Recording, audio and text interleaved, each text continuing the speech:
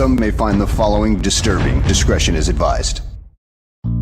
Put the children to bed. It's time for Dan and Aldo to bare their souls.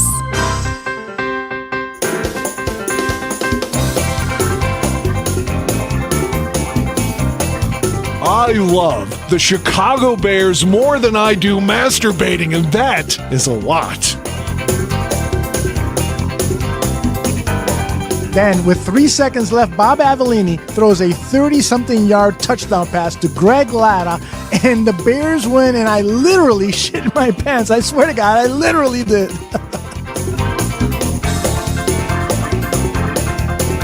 Eric Kramer, for me, I love the guy. He's a tragic figure. I mean, he embodies all that is. If they don't run the ball here, I'm going to vomit. I swear to God. Look, I don't mean any disrespect. He just didn't play that well. Not for a guy of his caliber. You know, they won, but I'm going to be miserable all week because they stunk. I don't really have any recollection of that at all, but I guess perhaps I blacked it all out.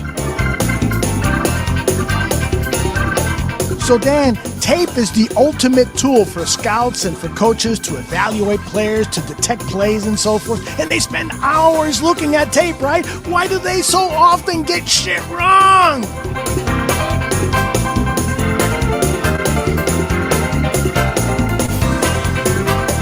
Ladies and gentlemen, Dan and Aldo.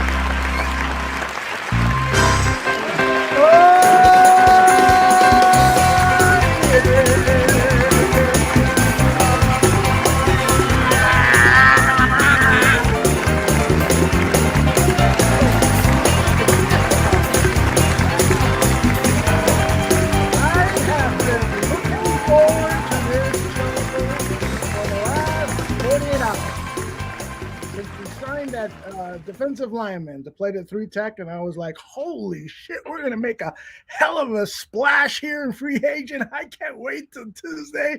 We're going to be talking about Larry Ogunjobi, and we're going to talk about the new receiver we got, and of course, that hasn't happened. We got out Larry O, but it's been very quiet at Hallis Hall since then. And that and some other shit that's been going on. You know, I found out that I got a fucking mice infestation on the top of my garage. You know, we saw some mice poo, and so we called the guy in. He fucking looked all in the attic and here and there and so forth. He goes, yeah, you got a little bit of a problem here. It's a little bit of a problem. You're telling me it's going to cost me $8,500 to fix? That's not a little bit of a problem. And then just other shit, man, really fucking, you know, soured my mood, and now, you know, Dan's running a little late, and I talked to Tooch, and he's fucking having an asthma attack and stuff. So it's a little gloomy here, but that's it, man. We're going to turn it on. We're going to reverse shit. We're going to have some fun here tonight. We're going to talk about the new Bears defensive lineman. John's going to join me shortly to talk about that. And then I just want to get one thing off of my chest. You know, I tweeted out today that I was contemplating just going off on Ryan Pace because this whole mess is because of him. And I just every once in a while, as I'm scrolling down Twitter, I just see people defending Ryan Pace. He left the roster better off than he did, and blah, blah, blah. And it's just like, what are you thinking about? He had no clue about how to build a football team. Just know it was all Band-Aids. It was like when you're getting medical attention and you walk out of, whether it's the dentist or the doctor or whatever, you're just all bandaged up, and you're thinking to yourself, this fucking ain't going to do any good. And that's what he did year after year. The poor decisions that he made forced him, poor decisions in the draft, forced him to pick up free agent help that just added to the cap. And as Ryan Pohl said, you know, those are the cards we were dealt. And so that's why we're in this situation where we're seeing the San Diego Chargers add superstar after superstar after superstar. These guys are going to have a monster defense along with their all-pro quarterback who is still in his rookie contract. That should be us. We should have Patrick Mahomes or even Deshaun Watson on the squad, and we should be retooling for Super Bowls, not retooling for respectability, because that's where we're at. The way I see this turning out for 2022, there's no way we've got a chance at the playoffs. Just no way. With what? With a bunch of wave 2 players? I mean, I tweeted out also what my anticipated starting lineup is. Not anticipated, but if we had to play a game tonight, what's the starting lineup on the offensive line? It's bad. So we're going to fill some of those holes with wave 2 players, guys that Ryan Poe says, these are the guys who will sign 1-year contracts and they want to prove something. You know what? That's not a foolproof plan. And so I'm frustrated by that. And it's not Ryan Poles' fault. Like he said, those are the cards he was dealt. What I'm frustrated by is just simply that Ryan pays, as Ryan Fernandez says, always overpaid players. He just always made bad decisions. The Adam Shaheen second-round choice is still one of the worst drafting mistakes, at least in that round, the second round, where you usually can find a starter or dependable starter for at least 4 years and maybe more. That was one of the worst decisions in Chicago Bears drafting history, particularly when you know that George Kittle was picked in the 4th or 5th round and that there were other tight ends available. And then he compounds that by signing Jimmy Graham, and Jimmy Graham still had juice to go, but why let him play when you also brought in a diamond in the rough in Jesper Horsted, who every time he stepped onto the football field made a play, whether it was preseason or regular season? I mean, the list of mistakes is grand.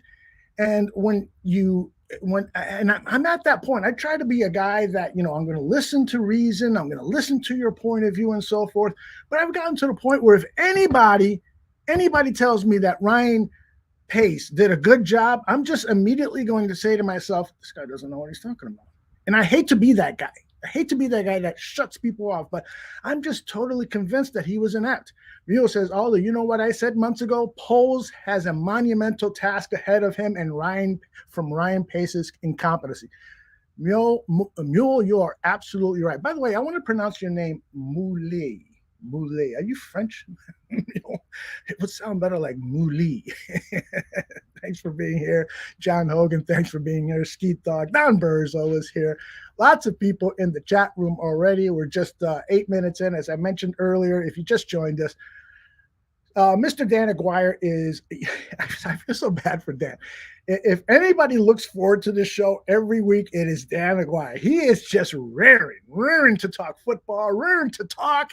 He just loves doing this.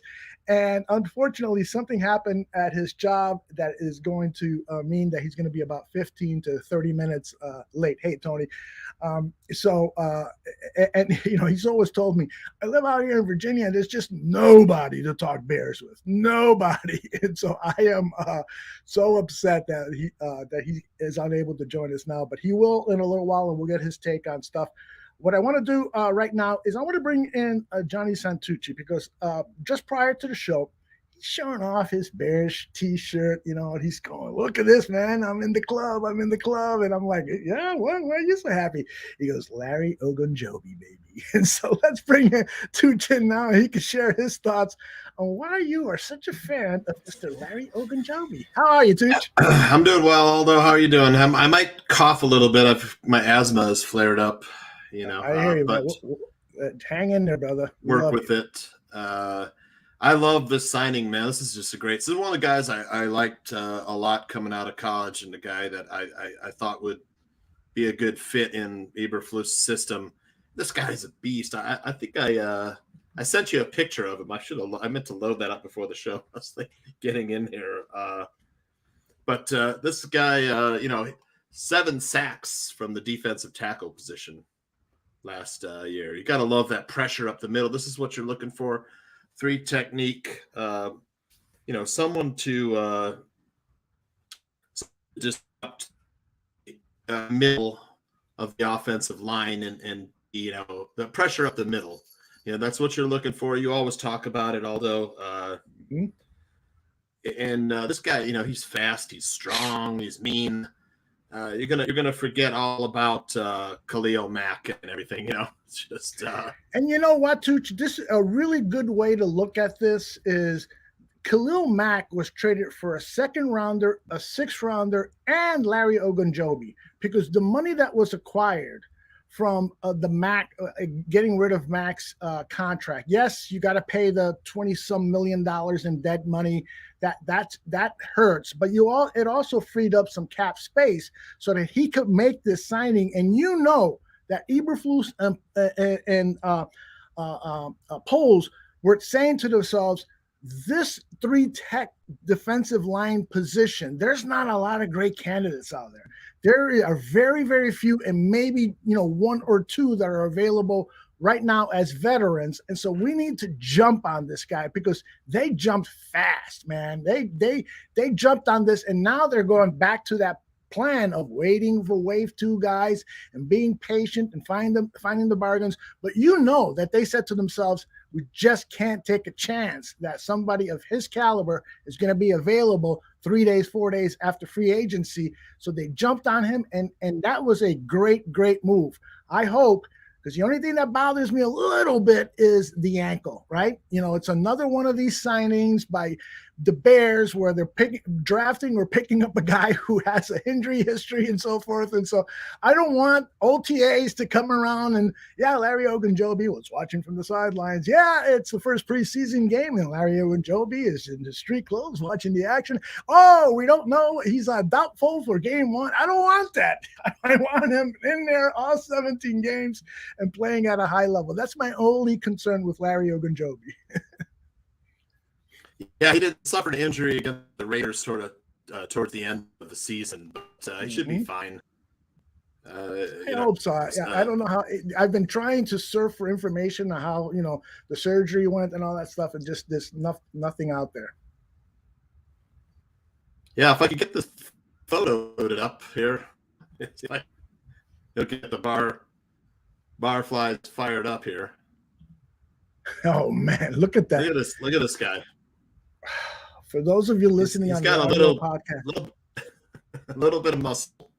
Yes, for those of you listening on the audio podcast, Tooch just put up a photograph of Larry Ogunjobi in a muscle tee, tight shorts, and there's just muscles everywhere. And this is the guy. As I looked at tape, he's got that muscular ability, that power strength to blow by guards and also handle some double teams. And let me play a soundbite for you guys. This is Eberflus talking about what they're looking for in a 3-tech, and this is what Larry Ogunjobi is. Yeah, so 3 technique, you guys have known, the great names of the business is disruptive. You got to be disruptive. You got to be able to do a couple things as a 3 technique. Number one, you got to win your one-on-one matchup.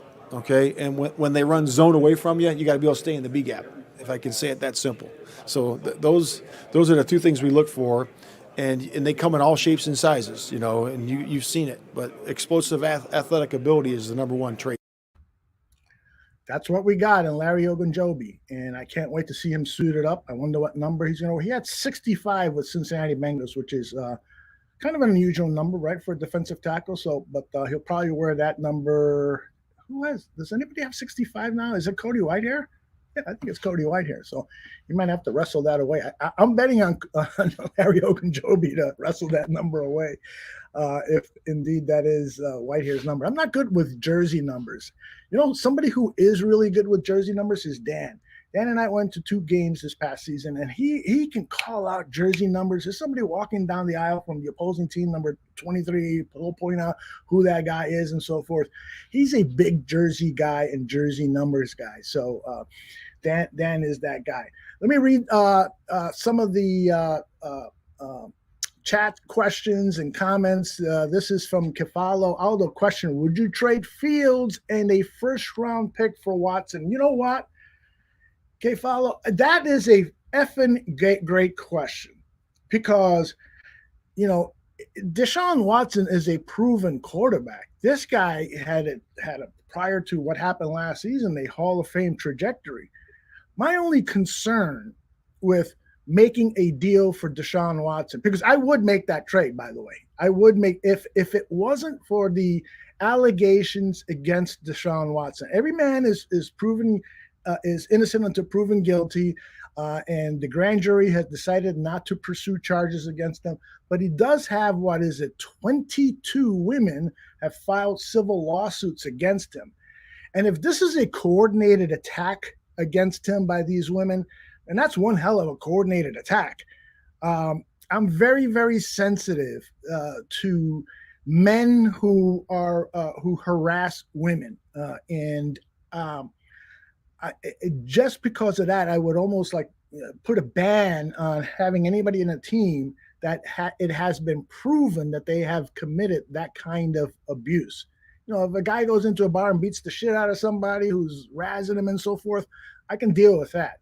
But if a guy is making sexually suggestive comments and the woman has told him no, or if he is taking her hand and rubbing on his crotch, which is what some of the allegations are, I just don't want anybody like that around my football team, and certainly not my family. I'm sorry. I just feel that way. And I know I might be overreacting to that, but I'm very, very sensitive to that, having had family members who have been victims of sexual abuse. So the answer to that question, excellent question. I was going to ask Dan and Tooch about it too. My response is no. Tooch, what do you think about the question by Kefalo? Would you trade Fields and a first-round pick for Watson? At this point, I don't know. I like Justin Fields, man. I like the potential, and I mean, even though Watson was acquitted and everything, we'll never know what was going on. I mean, Fields just seems like a nicer guy, you know, a little cleaner. I just don't get why people are down on Justin Fields. His mechanics are fine. He was a rookie last year. I mean, he made some awesome throws, man. With the right coaching staff, I mean, look, Mitch Trubisky just signed a cap-friendly, team-friendly deal with the Pittsburgh Steelers, and this will be the acid test. We'll see, you know, what was the problem with the quarterbacks in Chicago? Was it like Nick Foles said, you know, this offense isn't working? You know, and, you know, Mitch Trubisky got bad coaching. Maybe you'll see he's got better coaches in Pittsburgh. That'll be, you know, a little proof to add to that pudding. And then if you look back in time, man, I'm not so sure Dowell Loggins wasn't a better offensive coordinator than Matt Nagy, because Mitch actually did okay. I mean, there were times when we couldn't get stuff going with Dowell Loggins, so I don't want to say, you know, it's kind of damning with faint praise. But I mean, Ryan Poles, man, I'll tell you, he's not afraid to chop heads. You know, I mean, look at the four guys he got rid of. Traded Khalil Mack. We've got an extra second-round pick now in this year's draft. We were short of picks, so decent move. Heard Mike North talking today. You know, people are saying, well, Khalil Mack, you know, he's injured, he can't play anymore. You know, no. He was double team, triple team. You know, that takes a real toll on your body. And Eberflus and company, you know, they're going to go with more of a 4-3. You know, so Khalil Mack probably would end up playing defensive end. You know, in Eberflus's scheme, maybe not ideal. Robert Quinn has played, you know, 4-3 defensive end before. So Quinn was obviously, you know, a year or two younger and a better fit for the scheme. And then, you know, you put Ogunjobi up the middle. You know, you still can re-sign guys like Akeem Hicks or Bilal Nichols to play that one technique. Although it looks like Bilal Nichols might be, you know, dropping weight to, you know, rotate in on, you know, with Ogunjobi or. Oh, I had not seen that. Was there a tweet or some news on that? That's the word, is that Bilal Nichols was going to get a little leaner and faster. And then you could have Akeem Hicks back, you know, at a cat-friendly deal to play the one technique. You know, then they got rid of Danny Trevathan. All these are probably post-June 1st cuts, you know, where the team can create more cap space. You know, they're designated as post-June 1st cuts. Trevathan and Cohen is an injury, designation, and then Khalil Mack traded, and then I forget who the fourth guy was, right? Yeah, I'm forgetting too. But nonetheless, let me call Dan because he's just he's ready. Me. Woo-hoo! We are on. You're overmodulating just a wee bit. If you can bring that down, we'll be ready to rock and roll. Oh, you sound so sexy. Oh, my God. Oh, I am coming. It is unbelievable. Let's talk about sex. Let's talk about sex, Dan. You been getting laid lately?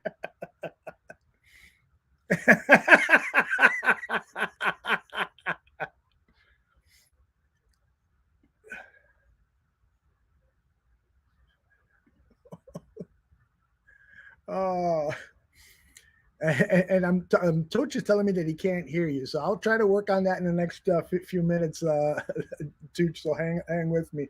But yeah, so you had an issue with your car. Now your washing machine, and Dan tweeted me or texted me about 45 minutes ago that he's paying $715 for a washing machine after buying one 3 years ago. Where the hell did you go to buy these things?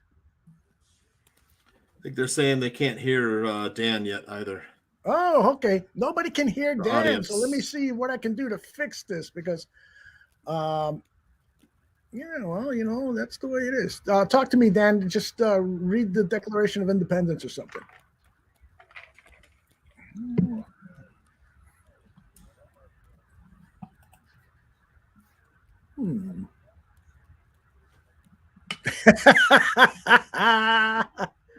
That is weird. No. It's a test button that I have. It's weird. Let's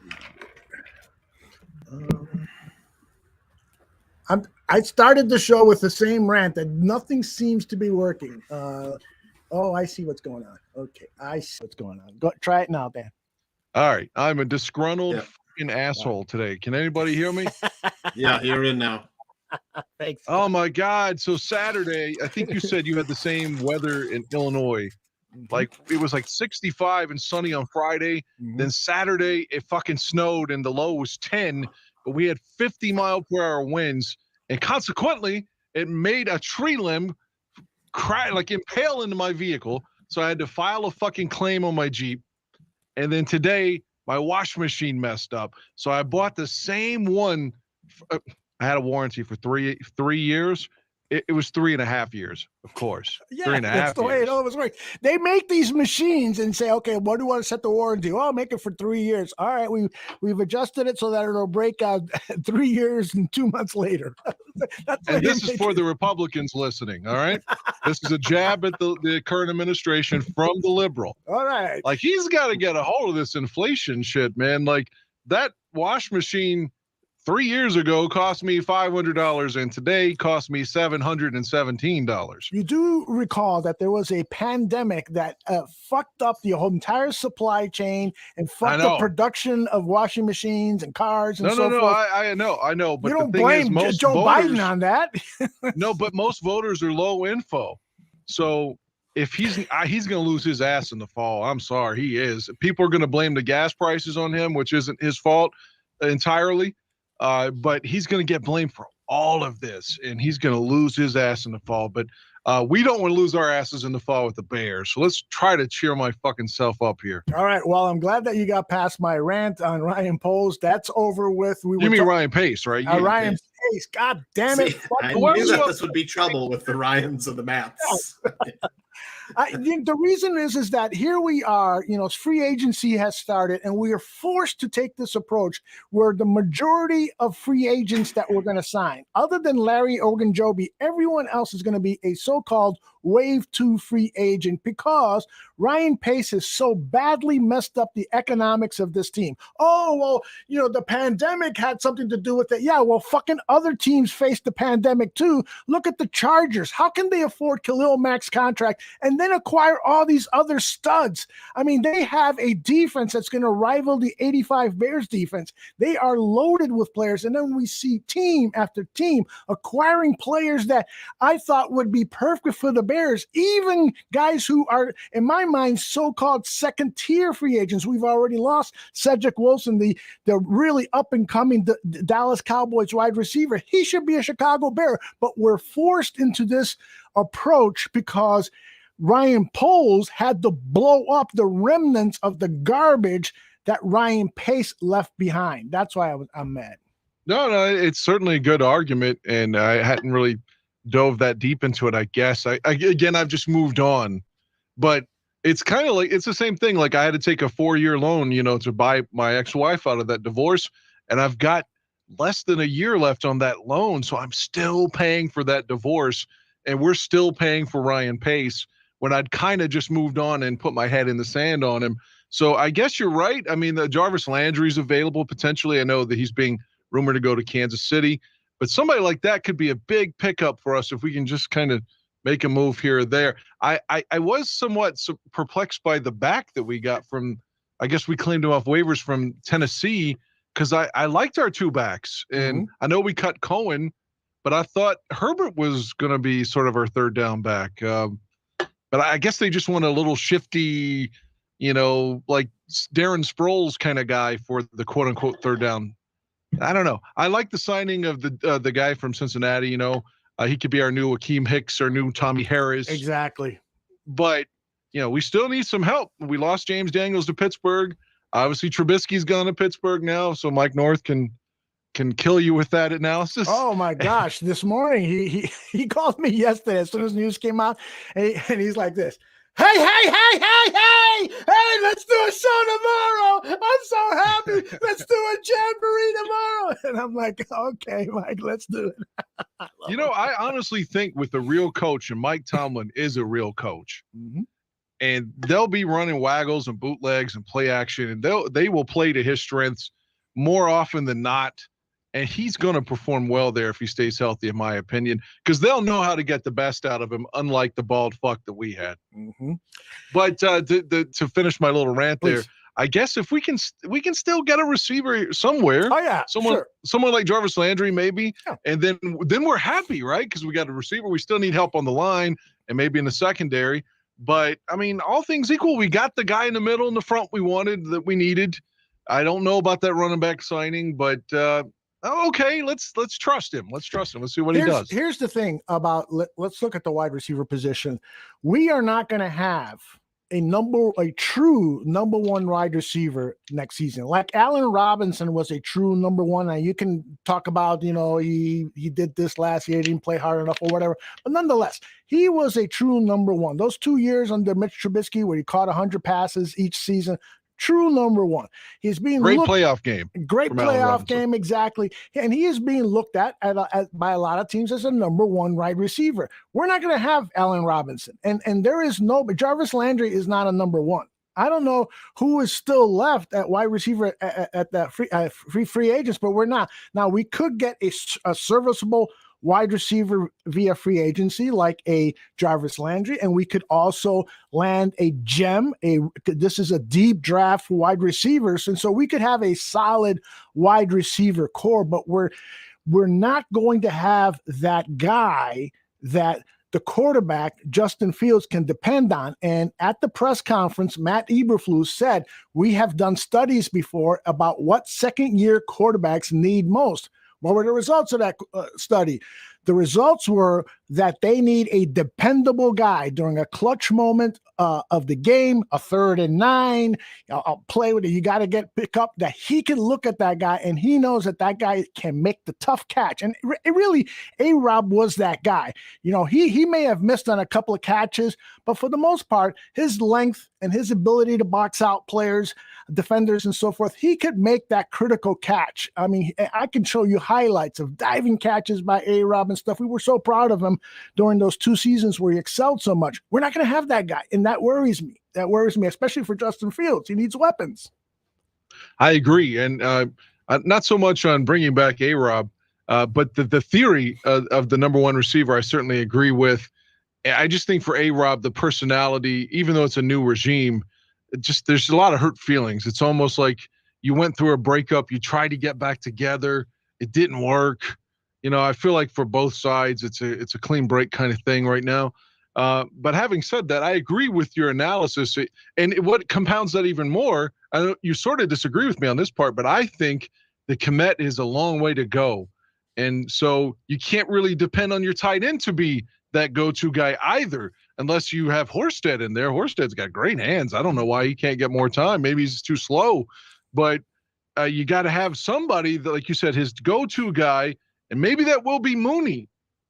But you'd like to have somebody else to go along with him because they can double him and take him out if he's the only target.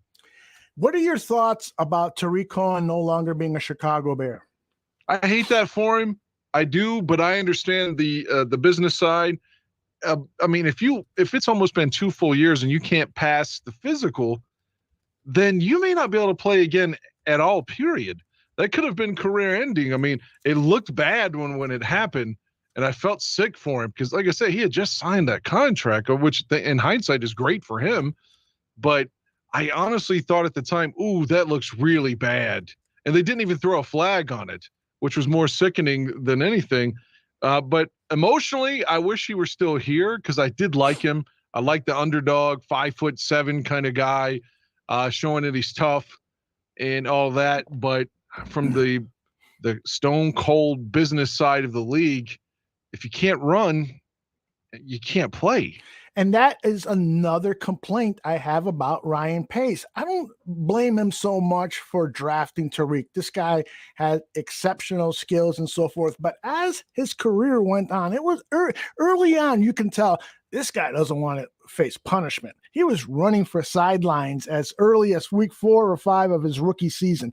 And that's okay. I'll give him that because as long as you can make big plays after big plays, that's cool. But by season 2, he wasn't making those big plays. He had a little bit of resurgence in season 3 and then the injury, but it was obvious that he didn't have the physical makeup to play professional football for a long period of time. Let me interrupt on that. Please. Just you can be right. I mean, your opinion could be completely right, and everyone could agree with you on that. Usually is. But I will go back and say that's Nagy's fault. Like yes. John Fox knew how to utilize Tariq Cohen.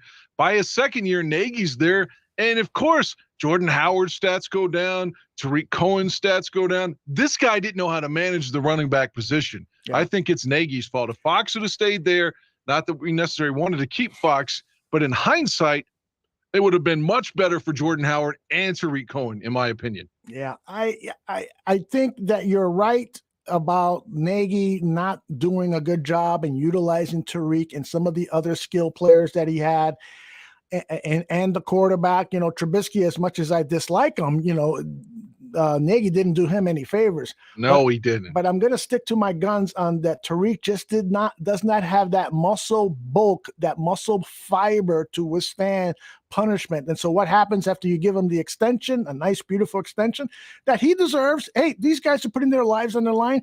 He played by the rules. But what happens? He suffers a serious ACL injury that has on a punt return that has taken longer to recuperate from than any other ACL that I can recall. And he must have re-injured that, and it just has never been disclosed. If you remember, and this is going back a long while, and that's even more the point, because medicine, in theory, over the last 25 years has come a long way, right? Mm-hmm. So Rod Woodson, now granted, Rod Woodson's a Hall of Famer, and maybe that's not a fair comparison to Tariq, but he had an ACL injury in week 1 of 1995, and he managed to come back and play the Super Bowl that same year, Super Bowl 30. Mm-hmm. After tearing his ACL in week 1 in September of 95, by January of 96, he's in the Super Bowl playing, and the majority of the game. Mm-hmm. So, and that's, 25 years ago. Mm-hmm. So, yeah, his injury, either he had a tremendous setback that they were being vague about and wouldn't disclose, or his injury was just freakishly bad. Now, it did look awful. Mm-hmm.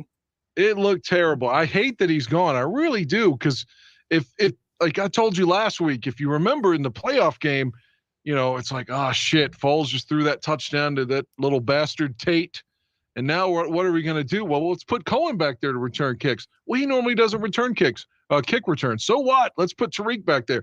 And he takes it back to almost midfield. Mm-hmm. So he was a playmaker. He was. He wasn't Devin Hester, but No. he had a little bit of that in him, though. Like, oh, shit, he could get free. Mm-hmm.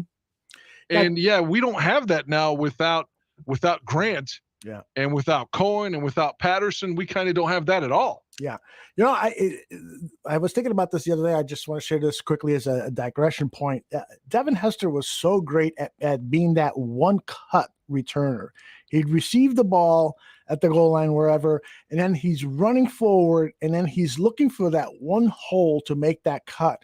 The problem that I always had with Tariq is that because he and I'm assuming because he didn't want to face contact as much, he was looking for multiple cuts. I mean, I was at the game against San Francisco when he was going backwards, and everyone in the stands, including myself, was saying, "No, where are you going? You're going, well, go." Yeah. But there's a big difference between that style, and it was like Barry Sanders. Don Burr can talk to this. Barry Sanders would in some games have multiple runs of negative yards, but then he had that 60, 70, 80 yard, and by the end of the game, he's got stats of 150 yards rushed. How many times as Bear fans, and it was a valid point, but I understand the press being mad at him for saying it too, but how many times did we hear poor Dave Wanstead say, like, well, fuck, the defense only gave up 30 yards if you take away those two 60-yard runs that Barry had. Yes. Which is true. You could have him bottled up the whole game, and then suddenly he breaks free 2 times late in the game. And so it happened, and it always seemed to happen to the beleaguered Bears when Wani was there. Yep. We're about to take it back. For Fox is an opening. As you know, Joe Buck and Troy Aikman are both going to Monday Night Football, which is amazing. Yeah, isn't it? That they allowed that to happen, especially considering Buck had 1 year left on his deal, and they have the Super Bowl this year. You thought he would want to do the Super Bowl, but I guess he's going to forego that and his baseball gig. Mm-hmm. But now maybe they put Kevin Burkhardt as the play-by-play guy because he was their number 2. Or maybe they looked at Gus Johnson and say, well, Gus, you are our premier college guy, and you've been doing some low-end games with Akeem Talib, so maybe we can put you as the number 1 guy. Because we've only had one black guy call a Super Bowl, and that was Greg Gumbel. So you could have an opportunity for someone that's obviously qualified. Mm-hmm. But having said that, that leaves a hole in the play-by-play, and Wani was really good at that, especially when he did college and stuff. He did a few NFL games about a decade ago. Yeah. That would be a good opening for him. Obviously, Jay Cutler's trying to get in there too. Yeah, Jay Cutler announced on ESPN that he's trying, ESPN Radio, I believe it was, that he was trying to get back into the broadcast booth. He had that deal to be one of the announcers for Fox, and on the number 2 team as well. They were going to put him as the number 2 announcer, but he got $10 million from the Dolphins. It's kind of hard to turn that down. Yep, it is, but he should have, because that was not a good year for him. He beat Tom Brady on Monday Night Football, and who would have thought that motherfucker was going to come back? Yeah, well, Nick Foles beat Tom Brady too, so miracles can happen, right? Right, I guess so. And I think Foles, despite the fact that Brady has a really tremendously good-looking woman and always will and has, Foles, as we know, has a great cock, though. A big dick Nick Foles. Yeah, you can't overlook the big cock. Now, do you know this firsthand? I'm telling you, his nickname was Big Dick Nick. Could be because he's an asshole, so they call him Big Dick. Is he going to be our backup? Well, he's under contract for next season. Fuck it. I wouldn't mind if he's the backup. I would prefer somebody like Tyrod Taylor, but that's not going to happen. He signed with the Giants today. I would prefer somebody a little bit more of the Justin Fields mold, so that if Fields had to miss any time, whether it's a play or a game or so, we put a quarterback in there who has the same skill set. But Nick Foles has done well in his career as a backup, so there could be worse areas. He's kind of like a sixth man on the NBA. Yeah, like an instant offense. you're not good enough to start, but God damn it, you can come in and give us 10 points in 3 minutes. Mm-hmm. Yeah, like instant offense. Which six-man would you compare him to? Scalabrini? Well, Scalabrini wasn't a six-man. He was at like the 10th man. Currently, I'm not watching a game, unfortunately, now. Back, let's just say 20 years ago, that's the way the Rockets utilized Cuttino Mobley. Mm-hmm. They'd bring Cat Mobley off the bench, and he would just tear it up, man, when he came in. Yeah, he's still schooling cats at age like 45 in those like summer league games. His hair's all gray and shit, but he's still killing them because he can shoot. Yeah, he had a heart condition though that he can't sustain 82 games anymore. I'm scrolling down my phone to look at that audio that you sent me of Isaiah Thomas. I want to talk about it. I don't know. We should talk about it an hour later, but I want to play that for people and then have you comment on it. Yeah, it's a Bulls show too. Why not? I'm sure they have interest in it. Yeah, let me see if I can find it. Do you have it handy? Yeah, I think so. Yeah. I can resend it. One segment was specifically. Now, let me preface this. I started by telling you what he said about Oakley. He wasn't disparaging Charles Oakley when he said it. It's when Jordan got brought up. Mm-hmm. He was talking about when they were beating them. He's like, but they traded Oakley to give, picked up Bill Cartwright because Cartwright's a little bit nastier, gives Jordan more protection. And I always thought, man, Oakley's a fucking warrior in there. I thought though, mm-hmm. But it was an interesting take because I always thought that Oakley was tough. But yeah, he talked about. I have it, by the way. I just need to load it up, so don't need to. Okay, there's two segments now. One was talking about. Hold on just a second. Let's make sure that the audience knows exactly what we're talking about. We're talking about Isaiah Thomas of the Detroit Pistons, Bad Boys. Clearly, Jordan said some uncomplimentary things about him during the Last Dance documentary, which he was asked about. He didn't bring this up. Right, exactly. So take it from there. Well, Isaiah was on Iguodala's podcast. And they were just asking him the differences of the era. And I think you would really like it because he was talking about things that are really deep, like how he was the first African-American owner. And he was explaining how the Raptors thing came in and the CBA deal. And then they went into this really deep hole about how he wasn't whining. He was just giving examples of how the term like owner and stuff is disparaging to black athletes and things like that. So it's hard for me as a white man to be dismissive of what he and the players are agreeing with him. So it's a really deep dive on social issues too. Mm-hmm. And it's not just like, oh, let me whine about Jordan. But the part you want to play, one part was talking about, he was like, man, they make it sound like Jordan overcame the Celtics and he beat Larry and he never beat Bird is one of the things I read. And then he beat Kareem and, and he went through Isaiah and he's like, that's my fucking story. Mm-hmm. He's like, I'm the one. It was our team that did that. And then the Last Dance got brought up and the Dream Team 92. And he said the part I think to piss you off, he was saying that for years, Jordan told him face to face that, hey, I didn't have anything to do with that. And then he sort of admits it on the Last Dance. If you want to put it on me, put it on me. I fucking hate Isaiah. And Isaiah was like, well, man, it's like he's throwing rocks from the sidelines because to my face, he's saying that he didn't do it. And he's like, he just thought it was bullshit because he was reading the criteria of what they were given on who was going to be eligible. And he fit all the criteria. And he pointed out he had more championships than Jordan at that time too. Mm-hmm. So Jordan only had one going into that and Isaiah had two.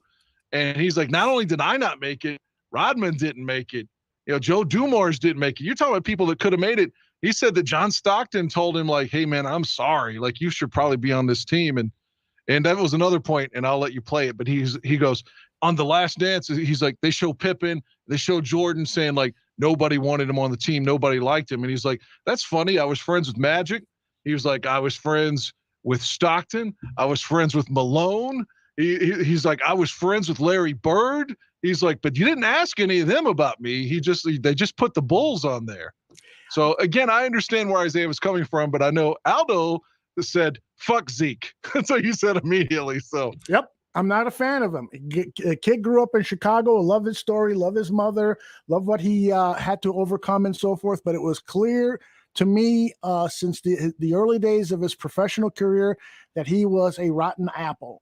He was a cheater. And this is something that's gone on past his career. He's had all sorts of legal issues and so forth. I just don't think he's a good person. And for the record, in The Last Dance, Michael Jordan said, now this is what he said, not me, but he said, I never told anybody not to have Zeke on the team. They asked me, did I like him and so forth? And he gave him an honest opinion, but he never said no about being on the team. And Michael added that he thinks that Zeke is probably the second greatest point guard of all time. Behind Magic, right? Behind Magic, exactly. I'll play the clip. If you can't hear it, let me know. It's 3, 2, 1. Last Dance. And for all these years, I never knew how Jordan really felt. It's like he been hiding behind the tree throwing rocks, right? But letting somebody else take the blame.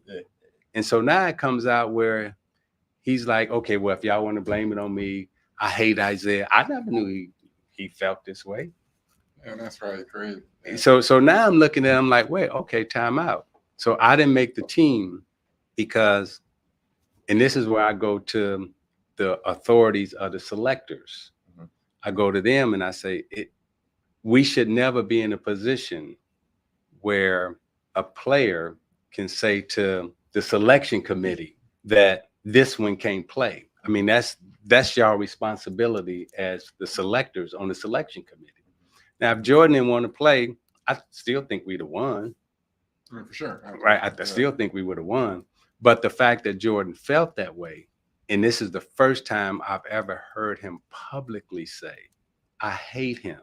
So now it's like, okay, well, if you felt that way, then why all this time we've been around each other, right, you've been acting different, right?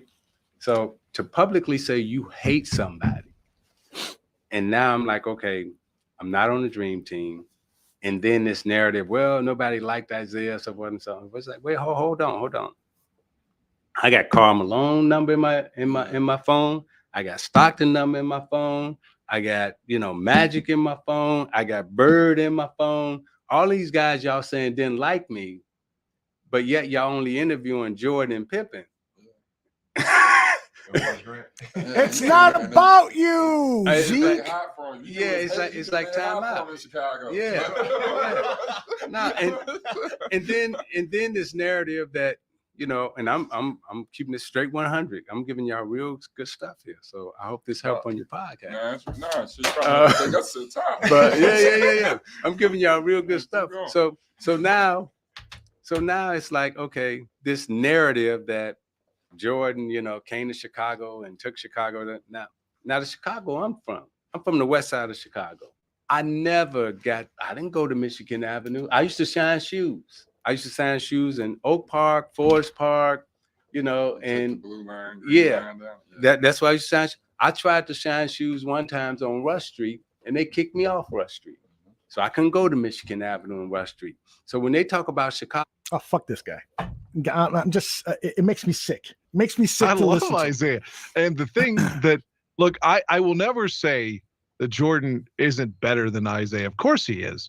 But the thing, I defend Barry Bonds and Clemens the same way. I feel like just because people don't like them, like I don't think, even if that was true, I don't think Isaiah deserved to be an Olympian, the same as I think that Clemens and Bonds deserve to be in the Hall of Fame now. And conversely, and this is controversial with Bears fans, I think so many people liked Urlacher that put him in the first ballot, and he didn't deserve it.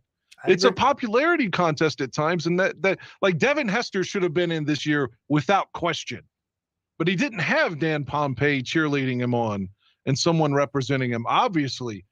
But I think if you just talk about people's ability, that's what should matter. Like Pete Rose should be in the Hall of Fame too, And now we've got Calvin Ridley kind of doing the Pete Rose thing, getting suspended for gambling. I'm just saying I don't like it when people are vilified.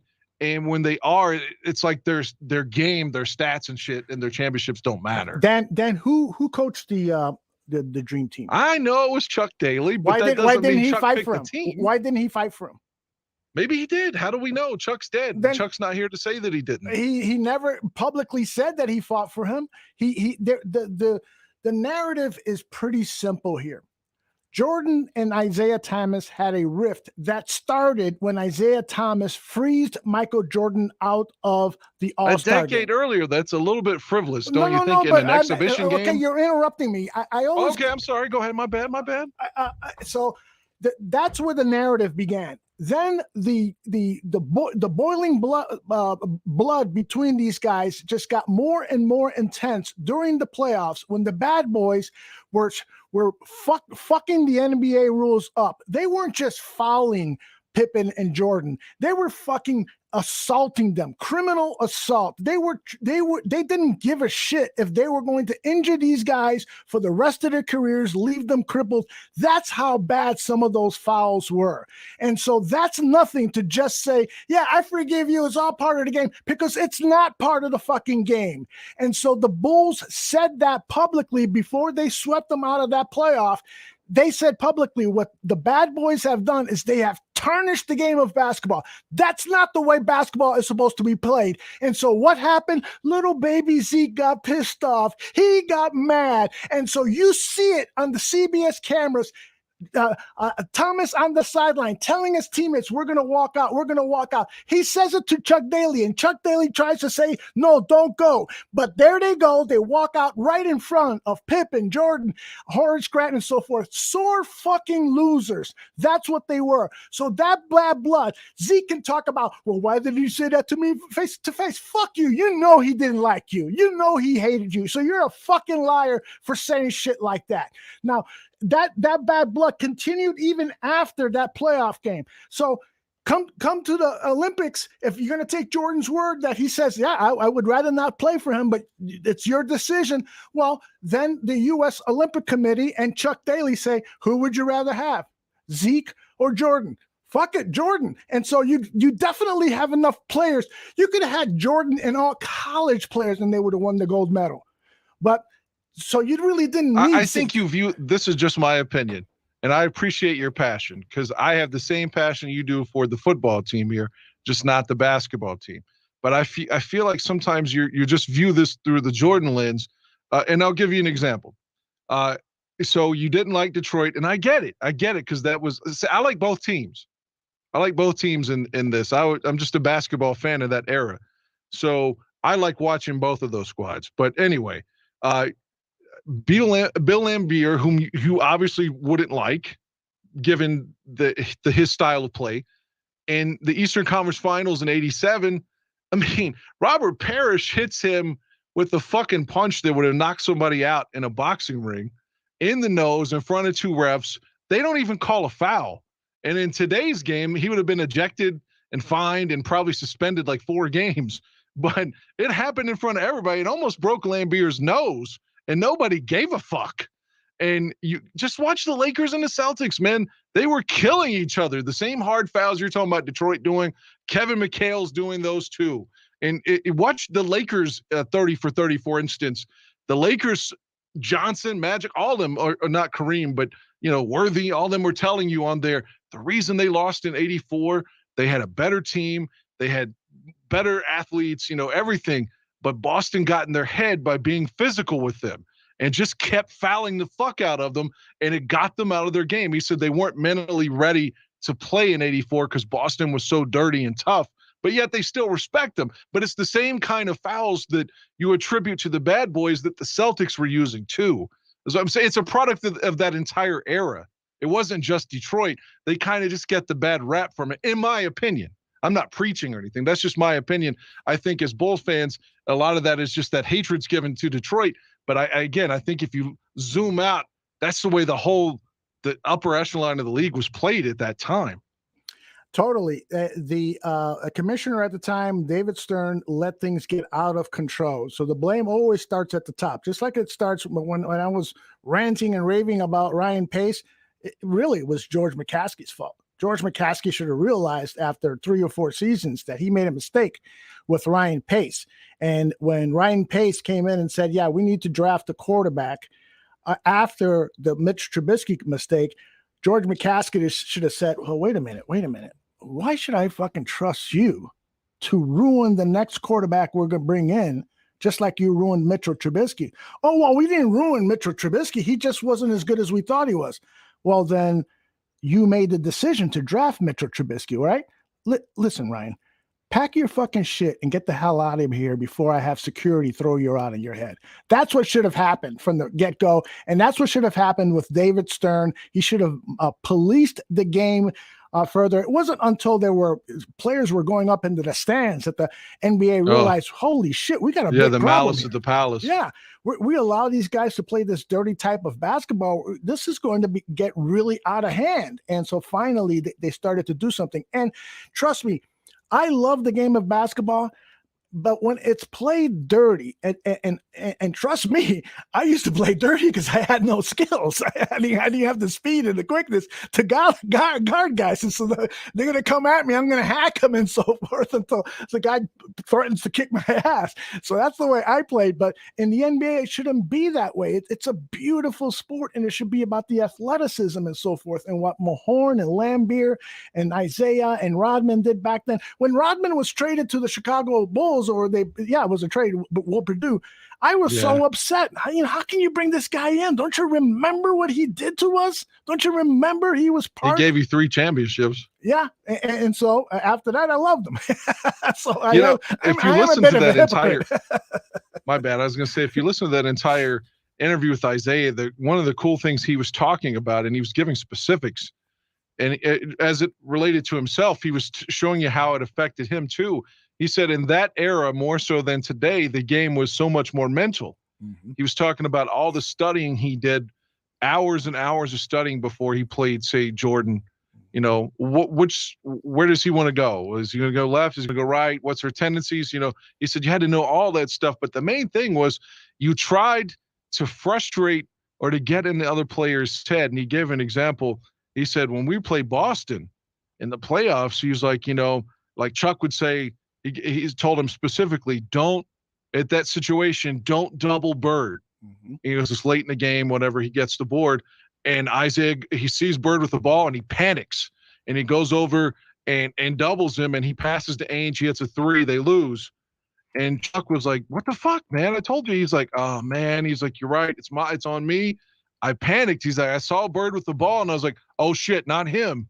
So it was like, he's like, that's what we wanted to do as Pistons, was to get in your head to where you weren't doing your normal things. You had to worry about other stuff. He's like, that was the thing. And that's the way Boston played them. Mm-hmm. And that's the way they tried to play the Bulls. He was like, it's the same thing. Like the Celtics were their bullies, is what he was pointing out. And when they overcame me, again, they didn't say it on this interview, but the Celtics walked out on them too. With the exception of McHale. McHale gave Isaiah a big handshake, but the rest of the team walked off. And he goes, we weren't offended by that. It's like, they didn't have to formally pass the torch. But I get it. I get Michael wanting them to, I think a lot of that could have been avoided. All this shit could have been avoided if in Chicago Stadium, if Isaiah just shakes his fucking hand. Well, and it doesn't even have to be that, Dan. He just should have waited till there were zeros on the clock. To walk off the court. But just shake his hand. Don't even have to. I don't think there would have been any bad blood if after the game is over and as the Bulls are celebrating, then leave the court. But to walk out when there's still time on the clock and right in front of them, that's a bad look. That's basically raising your finger up to them as you're walking by them. That's what they did. And I agree with you. And to look at it from their point of view, they felt the same way. They felt that what Jordan was doing was spitting on their championships because they won them and with that the bad boys and he gave that press conference saying that that before game 4, like, I'm looking forward to sweeping them because they're bad basketball and nobody likes them, and they felt insulted by his press conference the day before. It was like, man, Boston didn't do that to us. Mm-hmm. The Lakers didn't do that to us, and we didn't do that to them when they were beating us, and we overcome it. And here's this guy on the precipice of doing what we did with these other teams. And he's basically saying, we're not worthy of that respect. So I get Isaiah's side of that too. But still, at the end of the day, if this were a movie, you would want Isaiah to say, you know what, 23, it's your time now. Go beat the Lakers. Good luck. Yeah, exactly. It would have been nice. But anyway, we've got breaking news, Dan. All right, what do we got? The Chicago Bears have signed. We got a signing? Yeah. Is it a lineman? It's a linebacker. Okay, I'll take that. Somebody who's probably going to play alongside Roquan Smith. His name is Nicholas Morrow. You ever heard of him? I'm in a Bears bunker. Who's he from? The Raiders. This according to Philly Voice, the Raiders had success converting Nicholas Morrow from a safety into a linebacker after signing him as an undrafted free agent in 2017. In 2020, Morrow allowed just 4 yards per target per Pro Football Reference. He was also a threat as a blitzer as he collected 3 sacks and 8 pressures on that season. In 2021, last season, Morrow was a free agent, but he signed back up with the Raiders on a fully guaranteed 1-year deal worth $4.5 million.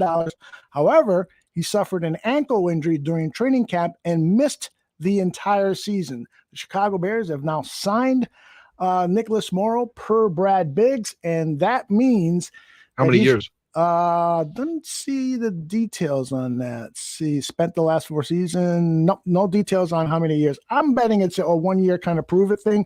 This guy, is coming off an injury. He showed some promise in 2020. He's a speedy guy, played safety. Now has been moved to to inside linebacker, maybe outside linebacker. I'm not quite sure.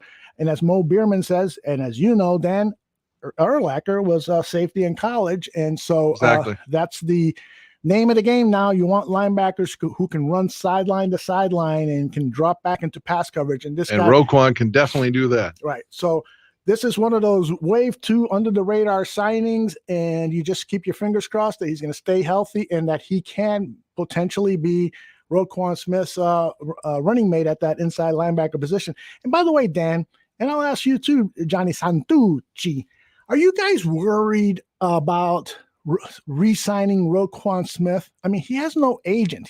I think he's his own agent, or his mom is his agent, and so forth.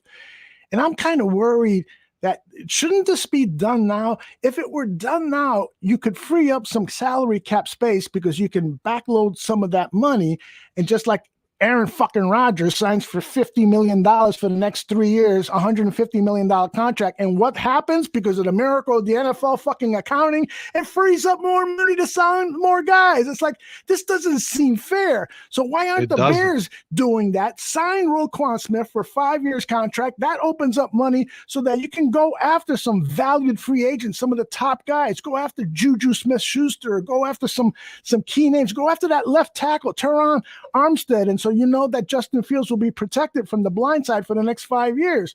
What the hell is going on with Roquan and not signing him? I don't get that. The only thing I can say potentially, and this is just me trying to come up with an answer, maybe they're waiting to see how he appears in a new scheme come training camp or the OTAs. They want to see him, how he responds to the new scheme. I mean, he's been in a 3-4.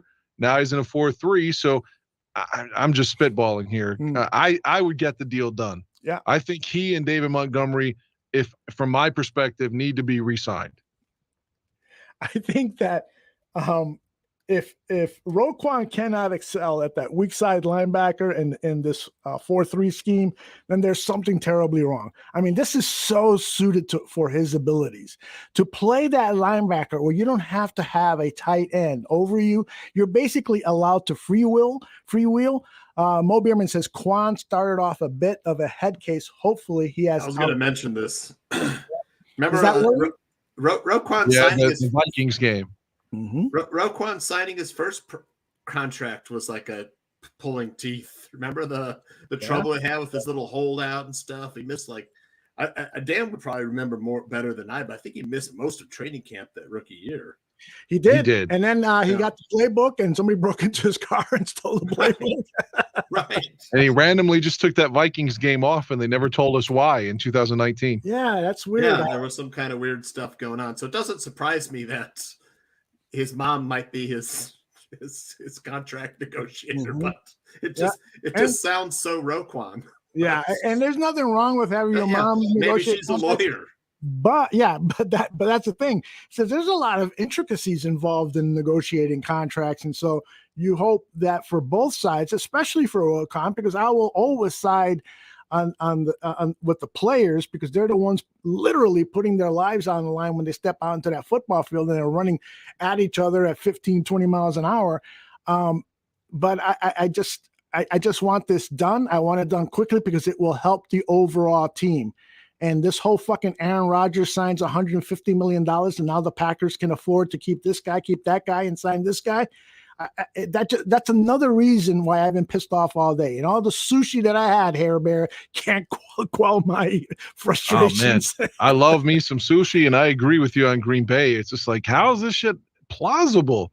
But I guess the good thing as a Bear fan, we can see Devontae Adams. It was like, I'm not playing on the franchise tag, period. So maybe he'll end up getting dealt. But everybody says that, right? I mean, maybe A-Rob didn't say it last year. I don't recall. But we all knew that he was upset about it. That Devontae's going to play. If they can't come to an agreement, he's going to say no to $20 million? I don't see that. Well, maybe you're right. I'm just saying, but in theory, I'm hoping that they have to deal him somewhere to the AFC and we don't have to fucking play him, you know? I'm with you on that. Trade him over to the Chargers. They got fucking everybody else that I wanted on the team. Jesus just don't send him to Christ. Kansas City. God, I don't want to see them win anymore.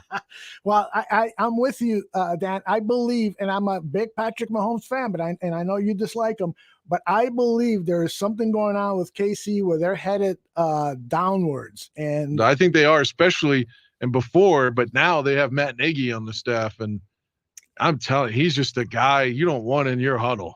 Yep. You know, Nagy and Pace getting jobs so quickly, I'm not surprised by that. This is old buddies, you know, that hired them. They weren't hired on merit. Fuck that. I mean, come in here. Let me see your resume, Mr. Nagy. Holy shit. Holy fuck. Yeah. God, I can't hire you, but I will because you're my buddy. The same thing with Pace. These guys, you know, to me, they should have. Nagy would be a perfect college coach for, you know, where am I University, you know, someplace down in Rhode Island with a NCAA Division 14 school and stuff. That's where Nagy belongs. A rah-rah coach, you know, thinks he's the smartest man in the room. The USFL. Yes. Oh my gosh. XFL is coming back. Have you heard? Yeah, but the USFL is too. Oh, that's right. They start this spring, right? Yeah. Well, you know, I was talking to my friend Jason, who's a lifelong Steeler fan, and he was asking me what I thought about Trubisky and James Daniels earlier.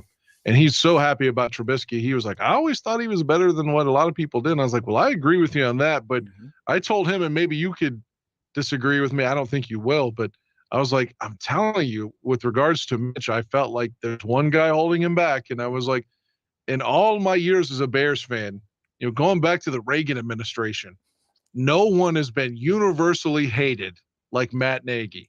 Like Jay Cutler was polarizing. You had people like me who loved him. You had people that hated him, but it was like 50-50. Like you either loved him or you hated him, but he had his champions too.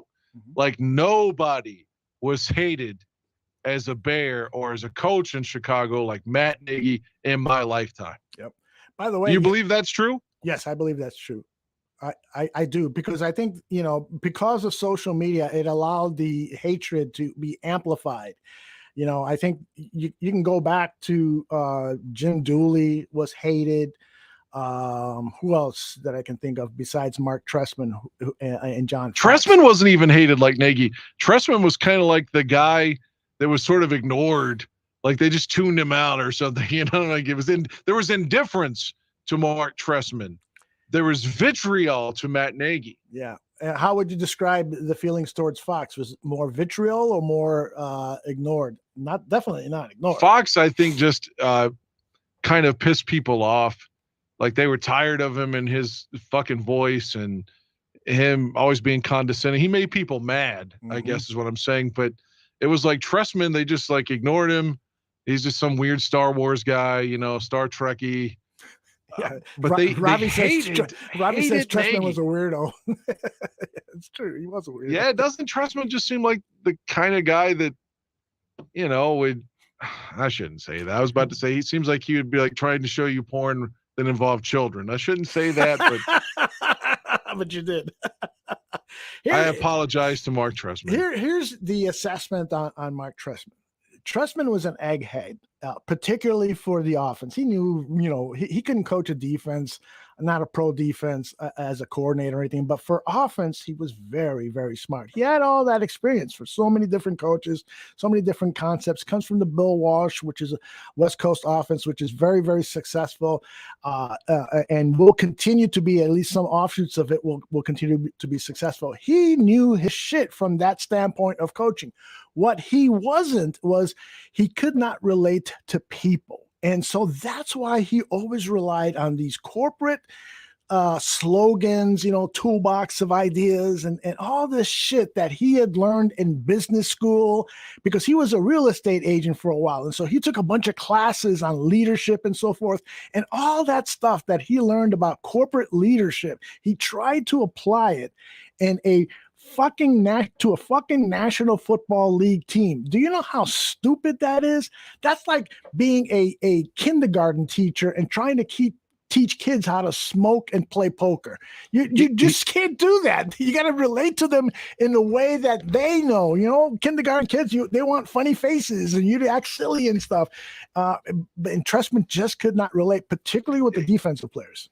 He's like a doctor that's so good at being a surgeon or something, but can't make the family feel good at all when somebody dies. That's right. It can't. It's so awkward. He can't even give you a hug or something, or shake your hand. He's like Hugh Laurie as Dr. House, except he's not abrasive. But it's like he cannot relate to the average man at all or make them feel comfortable. There was a movie that I was thinking of when you brought that up, and I thought it was called The Good Doctor, but as I did a quick search on it, it doesn't appear that was the title. But anyways, it was a movie, and I want to say it was with William Hurt that he played the doctor, and he was just this.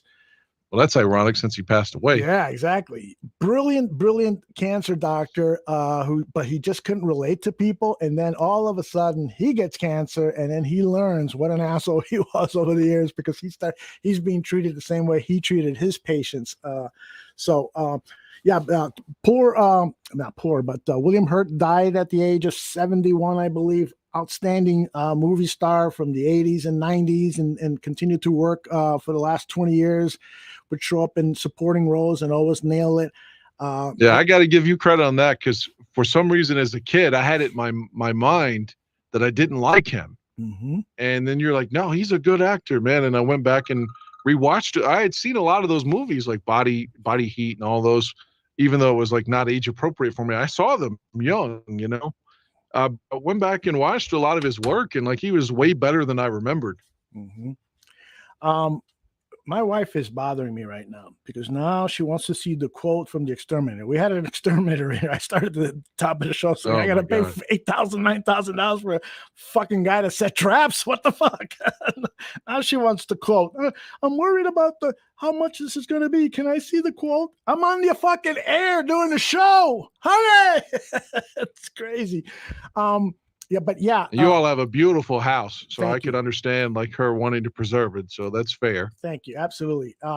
William Hurt has been in so many great movies. Somebody last week was saying, what movie was there a character named Aldo? And that was Eyewitness, where James Woods was the character named Aldo, and William Hurt and Sigourney Weaver were in it. That was one of his good movies from that era. Another one was Altered States. Broadcast News. Broadcast News is an outstanding movie. With Jack Nicholson playing a kind of Dan Rather type anchor guy. And Dan, the one that you saw recently, Altered States, you recall that one? Oh yeah, that was good. It reminded me in a sort of sense. You remember that movie from '89 called Flatliners? Yes, a lot of the young Kiefer Sutherland and Kevin Bacon. Yes. Yeah. That's sort of the same ilk, mm-hmm. where you're testing the boundaries of crossing over to see what there is when a person dies. Is there another side, and bring me back? Very similar, a pursuit of trying to find out what consciousness is all about. The isolation tank. Right. Great film. It still holds up. Still holds up. Ken Russell made that film. He also did Tommy the Who. One of my favorite musicals, if you want to call it that, because it is. It's a rock opera based on the Who's great Tommy, and people stop fucking calling me. Jesus Christ. I'm just turning it off. I'm just turning it Unless off. it's Jim McMahon. Jim McMahon. Should I tell people this? Well, I don't know. I mean, if it comes into fruition, then please talk about it. But I was going to say, if that's Jim McMahon returning your call, then please answer it. All right. So today, after the Mike North advantage, Mike says to me, "Yeah, I'm listening to you and Dan do the show. I like the show a lot. You guys are great together and so forth." And Dan really likes McMahon. I go, "Oh man, he's got like all his jerseys. He can recall his games, off the top of his head. He just can give you so much detail. He grew up loving the guy." And he goes, "You guys want to talk to Jim? I can give you his phone number." So I have Jim McMahon's phone number. I'm going to call him later this week and see if we can book him either for next week's show or for a future show. And I'm just going to sit back and let Dan and Jim McMahon talk, because that's going to be such a fascinating discussion. If he'll do it. I tried to reach out to him via Twitter the same way we did Eric Kramer. Right. And both of them have individuals who run their Twitter for them, but type what they say. Mm-hmm. And I think McMahon's is his son. But I tried 2 different times and never got a response. So, well, we're going to give it a try. I've got his phone number. The weird thing is that, I'll call and say, "Hey, my name is Aldo. I'm Mike North's producer," and so forth.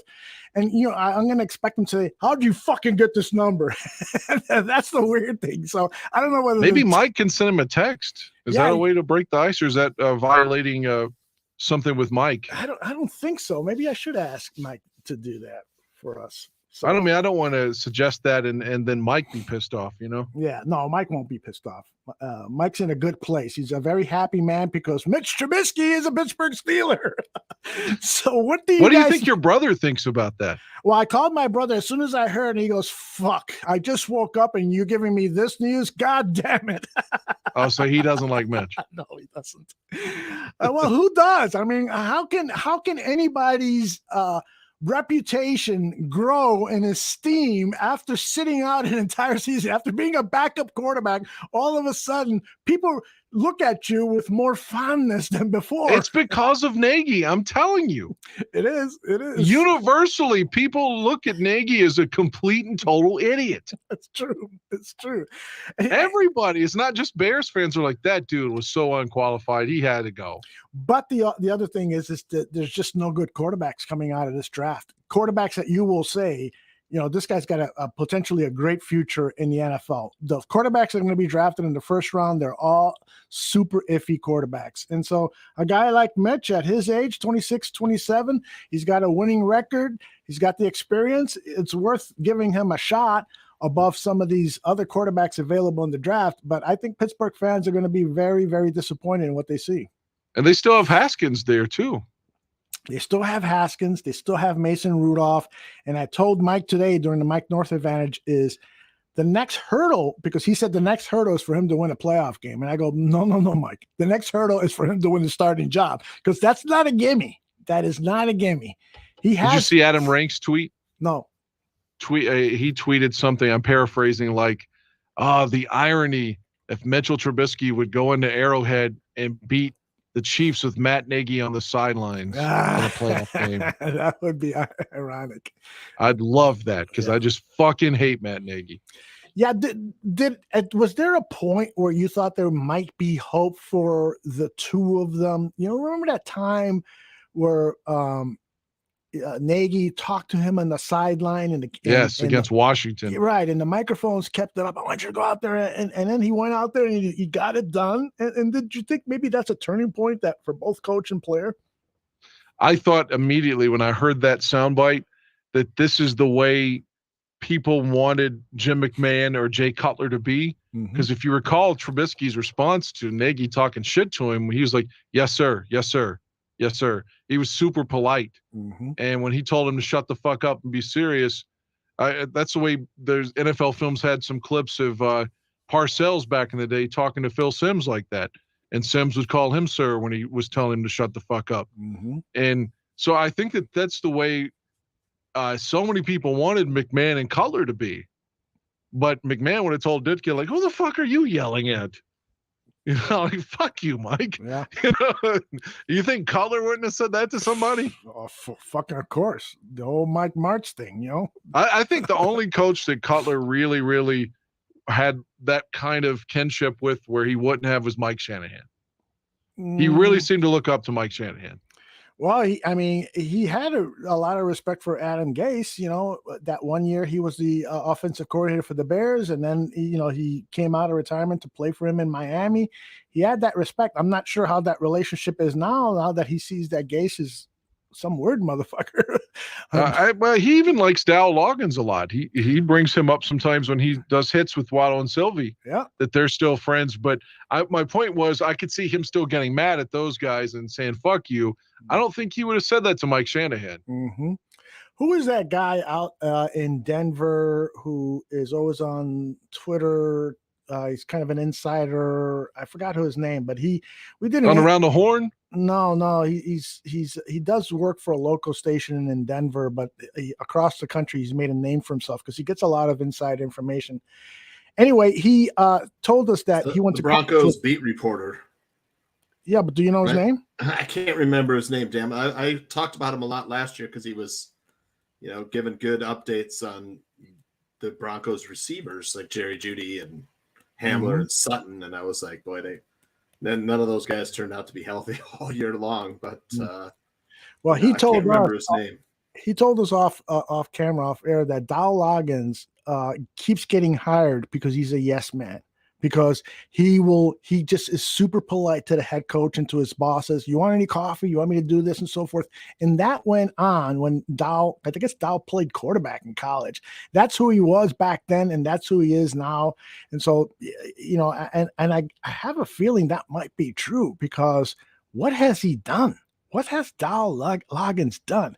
And when I was at training camp, and that one year that we got access to sideline passes, or you could hear the conversations between Cutler and Dow and so forth, it sounded like two of the three stooges talking out there. And so, I thought you were talking about Woody Page at first. No, it's not Woody Page. It's not Woody Page. I'll come up with his name later. Well, not to change the subject again, but since we're just talking, what the fuck ever happened to Mariotti? Jay Mariotti is writing for he writes for a blog called Barrett Sports Media. They cover sports media, and he does a column there, and he might have a job at a radio station, but his career certainly took a left he turn. was at the Sun-Times forever, right? He was at the Sun-Times forever. Or maybe the Tribune. It was one of the Chicago papers. Yeah, I think it was the Sun-Times, and then he was doing Around the Horn on ESPN. He did that for 2 or 3 seasons, and then something happened where either there was some sexual allegation against him, or he did something wrong where he was then kind of ostracized, had no job for a while. And I think he was clear to that, though. Probably. But it's just one of those deals. He never caught fire again because I haven't heard from him in a decade on a national level. Yeah, I'll send you some of his columns. I read some of his stuff from time to time. He's the same caustic, trying to get attention writer, but he writes really well. So I liked his writing. The other guy that the paper had for all those years was always facetious and caustic. Oh my God, what was his name? I couldn't stand to read his stuff. Bernie Lincecum? Bernie Lincecum. No. Give me another name. He always bragged Steve about Rosenblum with Jordan. Steve Rosenblum. Yes, Steve Rosenblum. His writing was ridiculously bad, in my opinion. I agree. Bernie Lincecum writes beautifully. I wish I could write half as well as he does, but I stopped reading him because he's always just trying to find something to be negative about. And Rosenblum is the same way. In fact, we were talking about Roquan Smith losing his iPad playbook, and Rosenblum wrote that, how could a guy from his background afford a BMW? Because I guess he was driving a BMW, and that was the car that was broken into. And he made a lot of assumptions. And so once it became clear that he had worked out a deal with the dealership and he would be driving this car, blah, blah, blah, Rosenblum had to offer an apology. But it was very indicative of what he does for a living. He just tries to find something to make a mountain out of a molehill. And I don't like that. Anytime I've worked with people like that before. Mhm. You know, a coworker will get a new vehicle, and you'll be somebody in the office. It's like, well, how are they affording that? And asking all these questions, it's none of their goddamn business. You know, Mhm. Mhm. I hate people like that. So what do you think about Mitchell Trubisky? Do you think he's going to have a future with Pittsburgh, or do you think I do, because he's got a coach. I really believe Mike Tomlin will make the difference. I know Tomlin isn't an offensive mind per se, but he'll put them in good position. He'll put him in good positions that Nagy didn't. I honestly believe Pittsburgh will win, 9, 10, 11 games with Mitch and be right in the thick of things. He it certainly got weapons around them. I'm a big fan of Claypool, have been since he came out of Notre Dame. I forgot who they have at tight end, but I think they got a very capable tight end. Tooch should know this. He's a fantasy football expert. They got Najee Harris as their running back, and that guy. I like him a lot. Oh my goodness, this guy is the next Derrick Henry. This guy, if Mitch Pat Fryermouth. Pat Fryermuth is their tight end, outstanding kid from Penn State. And who knows, maybe they'll re-sign Juju Smith-Schuster. They always find weapons for their quarterback. That's one thing that organization has always done. And that now they've retooled the offensive line. What do you feel, guys, about James Daniels moving over to Pittsburgh? You think I was about to ask you the same thing. The thing about James Daniels that I really like, and Greg Gabriel and I were talking about it a couple of shows ago, Daniels has an ass about the size of my fucking house. And you need that for interior linemen, especially on the right side, which is the side you run the ball to most. He can obliterate people in the run game, and he's going to do that for Najee Harris. Watch Najee Harris's. In my opinion, Najee Harris should be the number 1 overall pick in fantasy football. Dude, write that down. And because now with Daniels and Trubisky, who is going to do a lot more handing off, I think, than throwing the ball. That offensive line is just suited for Mitchell, suited for Najee Harris. I think it's going to be a good situation, as best a situation for Mitchell Trubisky as possible. Was that what I agree? And I will say, and well, I don't want to take up Toocher's time here. I was going to say that I know you'll probably disagree, but when I saw the numbers that James Daniels got, I was like, hey, good for him, good riddance. How much was it, do you call? I don't write off, but I just never bought into James Daniels. See, the thing is, he's 24, and so his best days are ahead of him. Now, I'm not going to cry, because I think there are guys that can take his place and do well. And I'm sure that Ryan Poles probably said, you know what, he's okay, but that ass ain't going to get any smaller. And we want guys who are faster and can move and so forth. I think that's why they weren't high on Daniels, because his ass is too big. Well, he got great push. I mean, he was one of the few offensive linemen on our linemen that got good push. Out of by comparison, the guy that we re-signed, Sam Mustipher, got zero push. But Yeah, exactly. I mean, there's other guards out there. Although I know you wanted James Daniels back, we could have. After we dumped some of these, Goldman and traded Mack. Cohen's gone and Trevathan's gone. Those were creating cap space, but most of it will be in 2023. A lot of it also, much of it 2022 as well.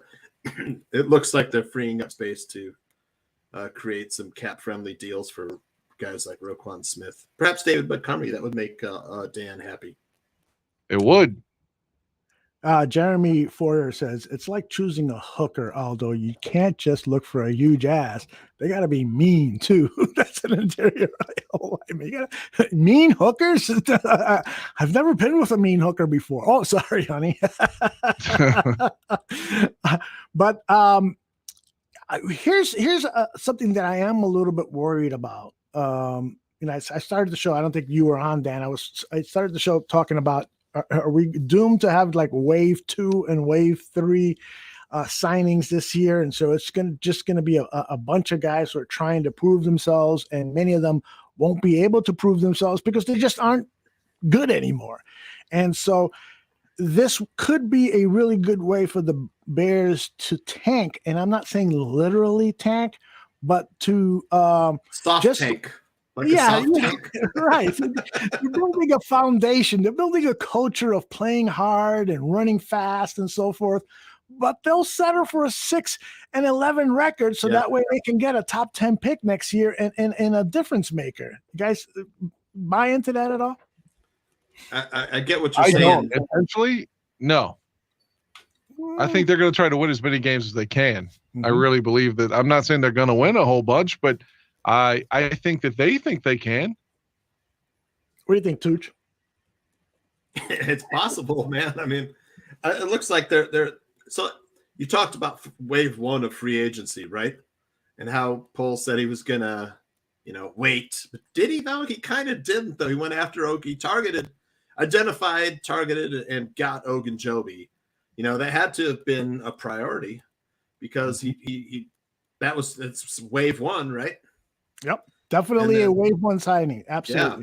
So obviously the Bears very high on Ogunjobi. Then they signed this Morrow kid from the Raiders. They're adding speed. Ogunjobi's got speed, and Morrow's got speed. They've got Roquan. They're building. Let's see what else they do. I mean, we're still without, safeties and wide receivers. So, we don't have a lot of that on our. Kind of need some speed. Safeties are going. I mean, Jerome Matthew and Justin Sanders. Usually, you can find a safety Justin pretty Reed's late in the free agency signing. That's just the safeties get no respect in the league, just like running backs. So I'm not too worried about that, although I would love for them to bring in a safety that we can all say, okay, this is not a fucking 1 year gap or 1 year bridge safety. This is a guy we know that for the next 5-7 years is going to be our safety.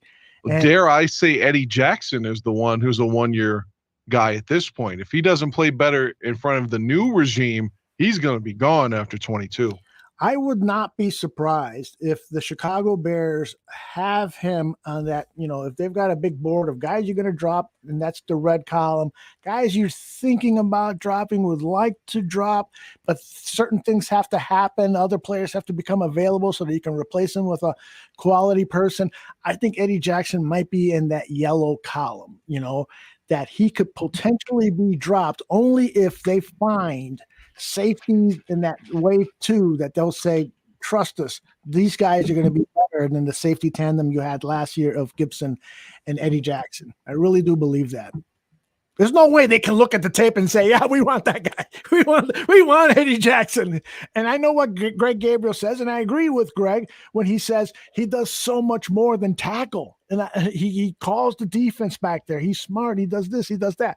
But guess what? If he doesn't tackle or get interceptions anymore. Yes, exactly. If he doesn't do what he's telling his teammates to do, anybody can tackle. You got to get the turnovers. Yeah, Danny Trevathan was supposed to be this big leader too. Yeah. That's another guy. I think he's in that yellow column. The only reason they're holding on to him, he's probably going to be a June 1st. I thought they said they were going to cut him. I thought that was already announced. But no, I don't think so. I think he's still on the roster. I haven't seen any official word on Danny Trevathan being cut. If anybody in the chat room knows, please correct. Toots, am I wrong on this? I thought even you referenced it earlier. Yeah, I think they intend to designate him as a post-June 1st cap cut, Aldo. Oh, okay. For Trevathan. Those are the four. Was Cohen, Goldman, Trevathan, and then of course the Mac trade. Eddie Goldman. Eddie Goldman also is a post June 1st cap casualty. And that hurts because the money isn't available until after June 1st. So, but it is what it is. Yeah. Eddie Goldman seemed to lose his fire. He wasn't the same guy coming back, but it's hard to be after you take a year off. Yeah, it's hard to be. And then, the fact he really pissed me off when he would say that he didn't answer the phone. There were times that Nagy and Pace were trying to call him and he just wouldn't answer the phone because it's his time. You know what? You're being paid millions of dollars, dude. Pick up the phone and talk to your coach, talk to your general manager. Assure them that you're working out. Assure them that you're going to come back after the pandemic. Assure them that you want to win.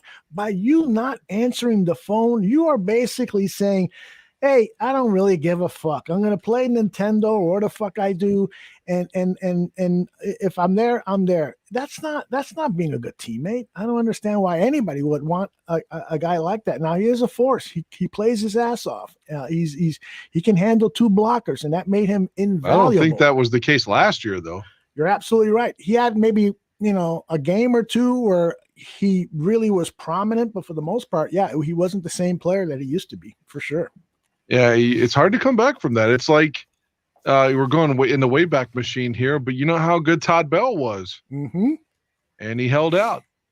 Yeah. And Todd Bell never started really again.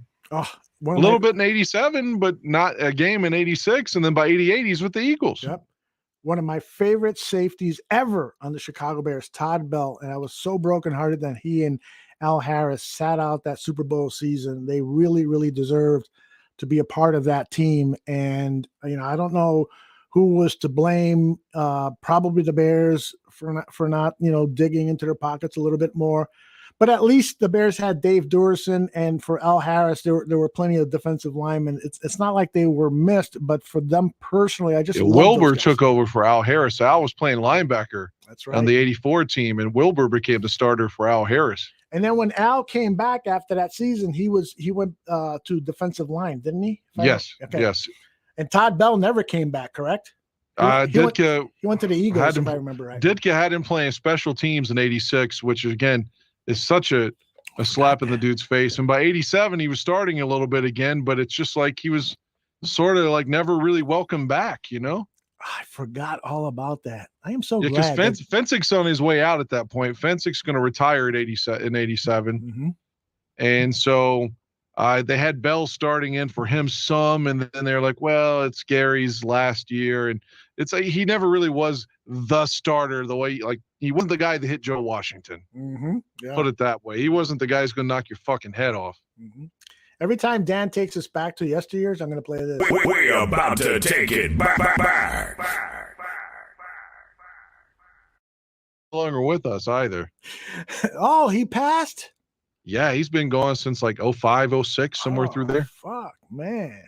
Oh, and he really hated Mike Ditka. If you ever go back and watch the Fog Bowl again, he's on that Eagles team. Mm-hmm. And just taunting Ditka throughout the entire game and pointing and yelling and cussing at him, at least when the sunshine was out. I don't know what he was doing when the fog was out. There were a lot of Bears players who hated Mike Ditka. Maybe no one more than Otis Wilson, who in his autobiography, co-written by Chet Kopic, as told to Chet Kopic. Yeah, it's a really good book. I mean, Otis said, "You're a fucking racist, and I'm going to expose you." And he detailed some of the incidences that they had. It really did not shine a good light on Butkus. Butkus is old school, and so he certainly wasn't racially sensitive. You mean Ditka, though? Excuse me, I said Butkus. Ditka certainly wasn't racially sensitive, and some of the stuff that Otis talked about in that book made Ditka look really, really bad. I'm surprised the Chicago media hasn't talked about that more. But then, of course, yes, I need my weed and my edibles, Chris Gonzalez. He certainly, is beloved in Chicago and will always be. And so some of those things that are dark marks in people's past tend to be overlooked. And so be that as it may, we won't overlook them here. Do you think that the Cubs manager, what was his name again? Which the dude one? From Tampa? Oh, John Madden? Yeah. Do you think Madden is going to have that kind of... Joe Madden. Joe Madden is going to be the guy that forever will just be in Cubs guys' hearts like Ditka? That's a great question. I don't think so. There was that incident in the World Series where it looked like Madden was like purposely trying to fuck up our chances to win a World Series with some of the pitching changes that he did. He is certainly held in high esteem, but I don't think he quite did enough. To me, frankly, there's always going to be the question is did they really need Madden to win a World Series? Couldn't they have kept Renteria or maybe, another manager who wasn't quite as expensive as Madden? And I like Madden. I like some of his innovative thinking. I love the way he communicates. He's cool, but you'd have to talk to a more fervent Cubs fan than me, certainly, for a good answer on that. But I don't think so. Maybe somebody in the chat room is a big Cubs fan that can comment on that. But it's a good question. I don't think so, though. I would have thought that from the outside looking in, the Cubs would be like, dude, you're our manager for as long as you want to be. Mm-hmm. It's like, how could this guy be gone, Yeah, I think that what happened is that Cubs management, I hate the Ricketts family and their ownership of the team. I think that this is all about building they're much more interested in making money than they are in fielding a good team. And I think that when you have a multi-billionaire ownership group, that you should really care a bit more about fans. So they come into town and then they destroy the whole team. They do a rebuilding that was one of the ugliest three-year rebuilds I've ever seen. I mean, we're talking about pathetic baseball. I like rebuilding through the draft. I like that, but did you have to field the team that was so pathetically bad that made a lot of season ticket holders saying, I can't take this anymore? Hub Arkish, for instance, sold his season tickets because it was just such a pathetic product. And then so you build a winner, you are successful, and then immediately afterwards, after a losing season or two, you break it up, and you break it up in such a heartbreaking manner for Cubs fans, where all of these star players, Rizzo, Wood, you name them, they're all gone, and it all happens like that. And you've done very, very little to show that you're interested in winning. Meanwhile, the family is going to spend $3 billion on buying a soccer team that was owned by a Russian oligarch. It's like they're no longer thinking about the Cubs anymore. They're moving their attention elsewhere. Sounds like the Bears, doesn't it? Sounds to I me. meant in the sense that you have this title team, and then like 3-4 years later, it's broken up. Yeah, that is true. That is true. But I blame Ditka more for that than anything. You remember the strike season? Of course, the Spare Bears. The Spare Bears, and Ditka going on television and telling people, these are my Bears, the real Bears. What the fuck was that about? How can you do that to your guys? The guys that won you a fucking Super Bowl. Are you angry at them because they lifted Buddy Ryan up on the shoulders too? Yeah, you would have thought that he should have said, well, fuck, I'm the Bears coach, so I have to coach these guys the best I can. Mm-hmm. And that could have been enough. Exactly. I stay out of the labor battles. That's between management and the players. They're telling me to coach these guys and to coach them to the best of my ability, and I hope to win the Super Bowl with them. That should have been enough. But even so, it's still worth mentioning, though, that they, Walter retired, Fensick retired, but, I mean, they traded Willie Gault, and they got 2 first-round picks, thinking they're going to get something out of that didn't really translate into much. Mm-hmm. You let Wilbur go. I mean, the pieces just follow. You trade Jim McMahon right after that. I mean, that's what McMahon said in his book. If we ever get him on here, he talked about in his book. He said he had no faith in the management to keep the team together, mm-hmm. and that certainly proved to be true. Mm-hmm. I mean, the pieces just started flying, man. Yeah. I mean, think about this real quick. I know we don't want to spend our time in '88, but right. So you let Wilbur go. Mm-hmm. You let Wilbur go, but you figure, okay, we still got Otis, and we got Singletary, and we'll go with Ron Rivera now. And then Otis gets hurt in the preseason, never plays it down again for the Bears. So you go from having the best 3 linebackers in football with Otis Wilson and Mike Singletary and Wilbur Marshall, and now you've got Singletary surrounded by Jim Morrissey. Now, I mean, I'm not trying to shit on Morrissey, but what's he, a 4th, 5th round pick? I think 4th. Yeah. You got Jim Morrissey with Singletary and Ron Rivera, another 4th round pick. Mm-hmm. And I know people love him as a coach, but that's a huge drop off from a 1st round pick in Otis Wilson and a 1st round pick in Wilbur Marshall. Mm-hmm. So that's the kind of thing that hurts, man. And Walter retires, and Neil Anderson didn't have a third of Walter's workmanship and ability to in the offseason. It was never working out, and bragged about it. And it's why he was always pulling his hamstring. Yeah. It's always hurt. You go back. Neil's hurt every fucking year. Yeah. Now, Dan, my memory of the Wilbur Marshall thing, I was clearly disappointed, upset that he was no longer a Chicago Bear. But my memory says that he almost had to go because he was asking for so much money, and you can only afford so many players. And the Bears were stacked with big contracts and star players. The thing that hurt the most was that Singletary had in his contract back then that he was the highest paid linebacker, or maybe the highest paid defensive player. That he had to be? Singletary had that in his contract? Yeah. So if Wilbur got this deal, then you got to give 50 more money too.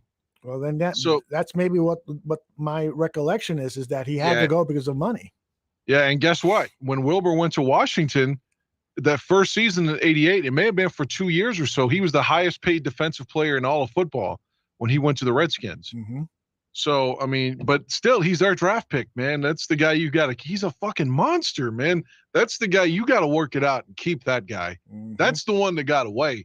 And when you look at so many people in the league that made the Hall of Fame, like he and Mongo both just have these huge claims like, dude, my stats are superior to like 10. You can put up 10 Hall of Famers that played the same position, and more than likely both of them have better stats than all of them. Ravi says that I hate that they tore down the old McDonald's and Taco Bell to build that hotel. That's the Ricketts family. And Ravi, I am with you. When I worked at McDonald's Creative Services Department, one of my coworkers, he knew the guy who owned that McDonald's restaurant. And so we got to park there. This was across the street from Wrigley Field. We got to park there for every Cubs game. We gave the guy $20-$30 and we got to park there. So that was a thing of beauty. And so now it's gone. That's the way it is. I haven't been there since the hotel is finished. I'm assuming that it's finished, but I would like to take a walk down. Benjamin Albright, that's who I was thinking of. Thank you, Matthew Brown. Benjamin Albright is the Denver sports reporter who told us about Dow Loggins being basically a Adam Gase. No, Dow Loggins. Benjamin Albright said that Dow Loggins was the guy who would get you coffee. He was a yes man. Oh, I thought he said Gase that. About that. I'm sorry. My bad. I may have misspoke earlier. Yeah, thank you for that, Matthew. Benjamin Albright. All right, a couple of other things I wanted to talk about Bears-wise before we get into some of the stuff that we've seen on TV, because I want to definitely make sure we have room for that. Here's another problem that I have with this Bears team. I think we talked about this earlier, actually. Who the hell is going to catch the ball for this team? And would you be happy if they spent big money on Juju Smith-Schuster? Because I'm kind of thinking that, Juju is in that position where he might be a guy who needs to sign a prove-it deal, a $12 million one-year contract, catch 80 passes, score 10 touchdowns, so that in 2023, when the fucking floodgates open with cash from the new TV contract, he can go out there and then demand a $100 million contract. Would you like to see Juju Smith-Schuster be a member of the Chicago Bears for this upcoming season, or do you have concerns about his maturity level? Guys, take it away. I would take him. Yes. Are you not concerned that he dances on opposing teams' logos and sometimes runs his mouth a little bit too much, or you don't care about that? I'm not going to say I don't care about it, but hey, at least if he's dancing, maybe that means he fucking scored. And we haven't scored hardly at all in the last 5 years, it feels like.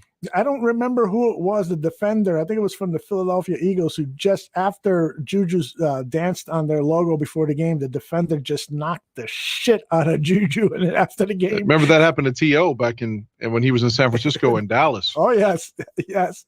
And then Juju after the game went on social media and said, I will not be dancing on people's logos anymore. Yeah, for your health, you better not be. But I worry about some of these guys, but then again, most wide receivers are divas like that. At least, that's what I've heard. I don't know them personally. Dennis McKinnon I hung out with for a week. He was not a diva. He was a hard ass, great working wide receiver. But, in the NFL, there are a lot of diva wide receivers. Mike Schaefer has a bad story about McKinnon. I forget what it was. It's something about his car. Oh, yes. He was like leaning on his car or something like that. And Mike, who used to be here at the bar room on the Barfly Tailgate show, said that McKinnon came out and basically told him he was going to kick his ass if he didn't get off his car. Yeah, expensive car. Yeah, man, that's weird. Yeah, McKinnon was one of the kind of receivers that we'd like to have now. Mm-hmm. Yeah, he's the complete opposite of Willie. You know, Willie Gault's a top draft pick, world-class runner, Olympian, has all the flash and pizzazz of a Lynn Swann. Mm-hmm. And McKinnon's your John Stallworth. He's your guy, although Stallworth was drafted too, but McKinnon's undrafted and does all the dirty work, is crossing over the middle and doing all the things that Willie doesn't. Mm-hmm. Willie's got the flash, but McKinnon's doing all the man work. Yeah. He's the one blocking for Neil Anderson and Walter Payton. And, exactly. Catching passes across the middle and taking shots. Yeah. I love those kind of receivers. Marty Booker to me struck me as that same kind of. Brandon Marshall too. Brandon Marshall, absolutely. Brandon Marshall is still one of my favorite players. I need to update my video. I did a video back in 2015. You can find it on YouTube, where the top 10 Bears from 2000 to 2015. I'm embarrassed. I'm embarrassed that I had Jay Cutler above Devin Hester on that list. So I need to update it and say, from 2000 for the last 20 years, top Bears. And maybe Dan, you and I can work on it together, because I'd love for you to voice the track for it. That would be a fun video. I bet you would get 100,000 views on it.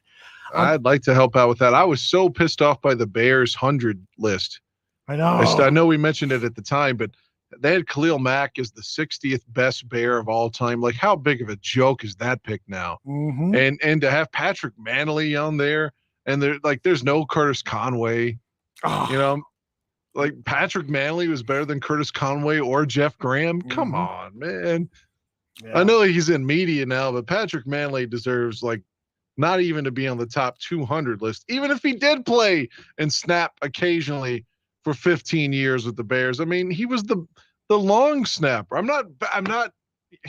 If Patrick Scales happened to be with the Bears from, say, 2020 to 2030, would we really be beating Patrick Scales' dick? No. Most of the people don't even know who Patrick Scales is. Who was signed today, by the way. So, yay, we got a long snapper. That's who Patrick Manley was.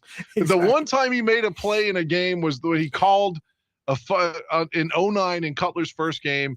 He called an audible on a punt, and they gave the ball to Garrett Wolf, and he got fucking slaughtered and lost 3 yards, and it turned the momentum in the game. And that was Patrick Manley's call. He thought he saw something and was going to lead to a first down. I just don't understand the love for Patrick Manley. Yeah, nice guy, durable, lasted a long time. But yeah, come on. But he's snapping the ball twice a game. Of course he's durable. Exactly. Come on. I love what Stephen Nee says here. He says, I'd sign Juju just so that he could dance in the Packers logo. I love that. Yeah, for that, I would forgive him. Juju, you could go ahead and dance on the Packers logo before the game, during the game, and after the game. Win or lose. Yeah, man. Hopefully some wins. Yes, indeed. At some point, it has to turn. Mm-hmm. You can't get your ass kicked over and over and over and over. I mean, just continually without a fight. Yeah. And some wins. I think maybe I'm entitled when I say this, but I just feel like it's our turn to get a couple of W's in this. Mm-hmm. Well, we got more breaking news. The Bears have made another signing, and unfortunately, it's another name that is not very recognizable. Oh, this guy was with the Packers? Former Packers, yep. Tell us more about him. Probably a Luke Getsy guy. Oh, of course, 28-year-old Lucas Carter-Patrick is a football offensive guard formerly for the Green Bay Packers. He played college football at Duke University. I used to know Packers offensive line not intimately, but very well when I was doing the NFC North barroom. But frankly, I don't know much about this guy. He did play in a lot of games. He started 15 games in 2020, 13 games in 2021. So that's good news. So he's a guard? He's a guard, correcto. So is the idea he's going to start, or is this a guy that's for depth? Well, I think I think that's too early. At least. How much? Do you know how much the contract is, Tooch? Ian Rappaport right now, 2 minutes, is terms of the contract is not disclosed yet. But I mean, Did they say tomorrow's the first day. years? No, Getting- nothing. Yeah, no contract terms released yet. But I mean, tomorrow is the actual start of free agency. All this stuff, like in the leading up to it, or just agreeing to terms. Let's try to see the headline: the Bears intend to sign former Bengals defensive tackle Larry Ogunjobi. So they're all the official signings period starts tomorrow. Okay, First day of free agency. Here's some information prior to the signing from our friends over at Fansided. Writing here is Paul Brett. This was a couple of weeks ago. Whether the Green Bay Packers should re-sign Lucas Patrick, given the amount of money Lucas Patrick will be asking in the Packers cap issues, it's unlikely that he will be signed. Patrick has shown improvement with every year that he's been with the team. He will be missed. And so there's some encouraging words there about this guy. I'm guessing that given that he started so many games with the Green Bay Packers, this is James Daniels' replacement, fellas. Without a doubt. That's how I feel about it. I'm going to do more research on him. And on our upcoming shows, we'll talk more about Lucas Patrick. I'm embarrassed again that given that he started so many games, I'm embarrassed that I didn't realize that he was a starter for the last 2 years with the Packers. But that is a good sign. I'm like you, man. I'm in a Bears bunker. I was an NFL fan and watched almost, even if the Bears played on at noon Central, I still watched the late games all the time up until I think my early 30s, right around the time I got married. I just didn't have the time for it. I know it's hard, right? Yeah. So now I'm in a Bears bunker. So I don't know a lot of these other players from other teams because there's one team I'm watching over and over, and it's not the other 31. So the Chubbs is saying that he is being signed to play the center position. Here's another article. Lucas Patrick has been a very, very, very underrated and important asset for the Green Bay Packers, and they should make every effort to re-sign him. He was an undrafted rookie out of Duke. There are a few reasons that I want him re-signed. First off, he is extremely versatile. Throughout his career, he has developed into a lineman that can play both center and guard spots.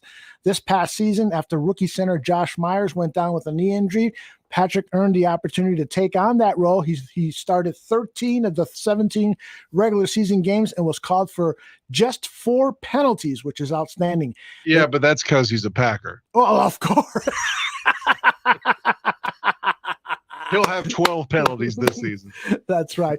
By the way, there's another Packer I would love for the Bears to re-sign, and that is cornerback Rasul Douglas. And when I mentioned it to Greg Gabriel, he goes, yeah, it's got him out of college. He's okay. West Virginia. West Virginia. But I'm like, did you see him play for the Packers? I mean, he played really, really well. He goes, yeah, but it's only been the last 2 months of his pro career. I don't give a shit. The guy looked fucking great. And when the Packers plucked him off of some team's practice squad, I was upset that the Bears didn't do that, given that the Bears' cornerback problems were so fucking awful. But Ryan Pace just sat on his hands and went with Artie Burns and then went with a couple of other guys who shouldn't be in the NFL. Like Vildor. I know you love him, but yeah, I don't love him. I think there's a chance to develop him into a contributor. Rasul Douglas right now is a plug-and-play cornerback. You line him up opposite Jalen Johnson, and those are your 2 starting corners. So sign Rasul Douglas immediately. I'd like to see them take a run at Fuller again. Just kick the tires. See, Kyle couldn't command a huge contract after last season. Absolutely not. You're absolutely right. I agree with you. And he's still young enough to play. I mean, he was drafted in 14. So he's got to be like 31 or something. And Kyle Fuller could still play. Yeah, I absolutely could still play, but how high of a level? But we're only asking him to, be the number 2 corner. Not Jalen Johnson is the guy that should be tailing every top wide receiver. And my memory tells me that Kyle Fuller, when he did play the slot corner, he didn't play it very often, but when he did a pretty good job. By the way, Stephen Mee is saying that Lucas Patrick got a lot of concussions, and that's not good. Stephen, yes. trust me, I have had a concussion or two in my life while having sex, and it's not fun. All right, guys, let's turn our attention to some of the things that we've seen this week. Dan, I'd like to start with you. Have you seen something that you'd like to chat with us about? Because I know Winning Time has been on your watch list. Winning Time. A couple things. Well, I'll start out with that movie. I told you I watched that movie today that's been getting all that buzz. Best Picture, Licorice Pizza. Yes, I enjoyed it, man. I dug it. It's set in the early 70s. So what's the plot line? It's coming of age. This guy who's Philip Seymour Hoffman's kid, who was really, I guess, 15 in reality when he filmed it. He's playing a 15-year-old, but he's playing a child actor. Mm-hmm. So like his mom works for him, and so he's got, not that he's a huge star, but he's used to being the adult of the group. Mm-hmm. You know, kind of like a Macaulay Culkin type, you know. Mm-hmm. So he's not used to being told no. And sorry, well, I don't know what the fuck that was. I'm going to play the trailer while you're talking. Well, he's got this huge temerity to ask out a grown woman because he's kind of used to being, you know, like a star and women catering to him, despite the fact he's young and people, you know, he's got money, those kind of things. And as the story plays out, it's well over 2 hours. It's like 2 hours and 15 minutes. And a lot of people are critical of it because the girl falls for him. Mm-hmm. But it's no different than, you know, the fucking Anna Nicole Smith with some old oil man who's 92 years old. And, true, you know, I mean, the girl's supposed to be 25. He's supposed to be 15. And he kind of looks a little like you, Dan. Philip Seymour Hoffman's kid? Yeah. Good looking chap. Well, anyway, I enjoyed the film, and the girl there's an indie rock band called Haim, and it's like three sisters. They're all in the film, with the main character being obviously the main girl from that band. And she's been getting critical praise for her specific. I think she got nominated for a Golden Globe, not an Academy Award, but Golden Globe for the best lead actress. And I liked it. Like I said, it's one of those coming of age kind of tales, you know. And it's set in the early 70s, so I like timepieces. I enjoyed it. You got a lot of other things going on real quick. Like remember the oil crisis in 73 when no one could get gas? Shit, I remember that yesterday. Right, well, that's happening in the film too at a certain point. Oh, okay. And people are like, this is the fucking end of the world. It's not the same, but it kind of feels that way with gas prices being so high now. It's a difference thing. Obviously, it's different, but it's in the same realm. You know, where you're just like, man, can we even afford a trip now? You know, even the COVID's over, because this fucking, they're gonna be what, $8? And Bill Maher said there was some county in California that was charging like $8.50. Yeah, well, you know, in that county, a lot of rich people work, so you can gouge the shit out of them.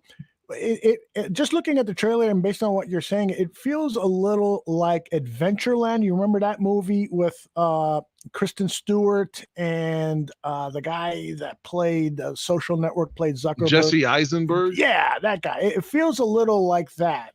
Coming to I didn't watch that for some reason. Yeah, I think you'll enjoy that. I think you really would. I liked it a lot. We also had Sean Penn in this and Bradley Cooper making good performances on the side. Yeah. I liked it, man. I thought it was a cool film. Cool. Well, I'm definitely going to check it out. You saw it on HBO Max or something like that? No, I bought it it was on DirecTV pay-per-view today. I got that, and I didn't get to watch it. It's still in the theater. A movie called we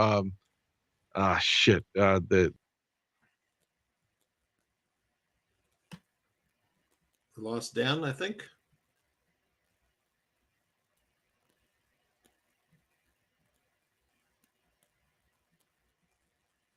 in some theaters. And that's the movie I was going to see in the theater a couple of weeks ago, and I went there, and they're like, there's a problem with the auditorium, so the movie's not playing tonight. So it came on pay-per-view today, so I dropped $20 and bought it. I didn't get a chance to watch it yet. And I bought a movie on Blu-ray. What's it called, Dan?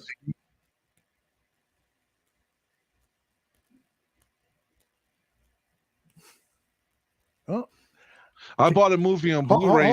Hold on a second, Dan. I think for some reason you guys can't hear me. I can hear you. Okay. I couldn't hear Dan for a second. I was the only one out there for a little bit. All right. So for some reason, my camera has gone away. So I think that's because everything is going through my board here. Maybe it's time to do a little Bear State of Affairs. It is. Just me out here. Hold on a second. Hold on. Toot, you can hear me, right? Yes, I can. All right. So hold on. Let me see if I can fix my camera very quickly here.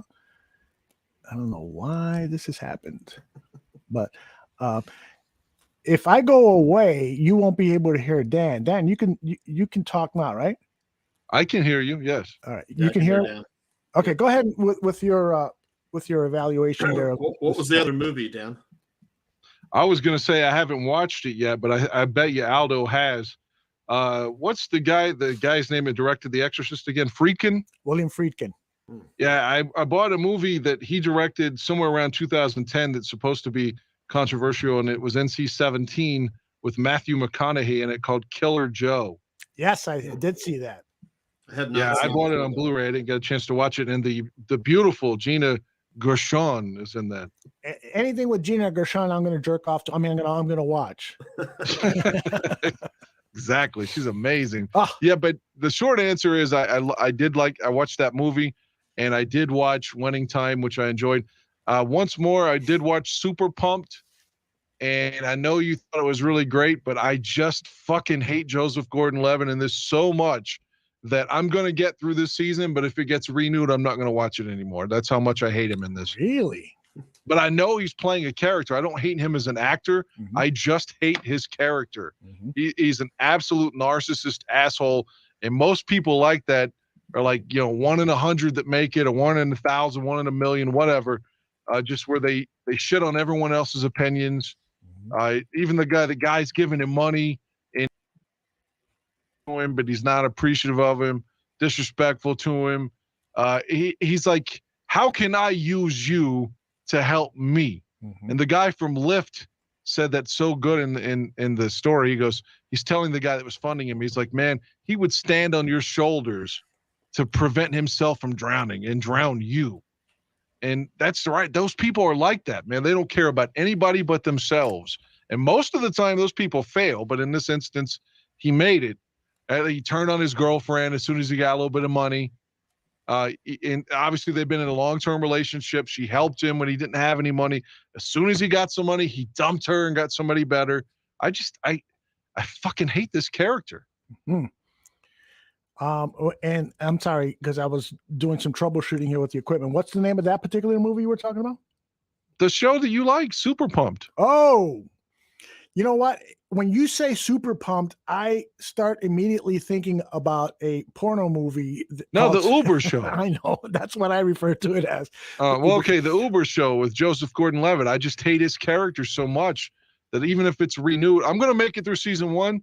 If it's renewed, I'm not going to watch a season 2. Like, that's how much I don't like his character. Yeah, to me, it seems like, why have a season 2 to this?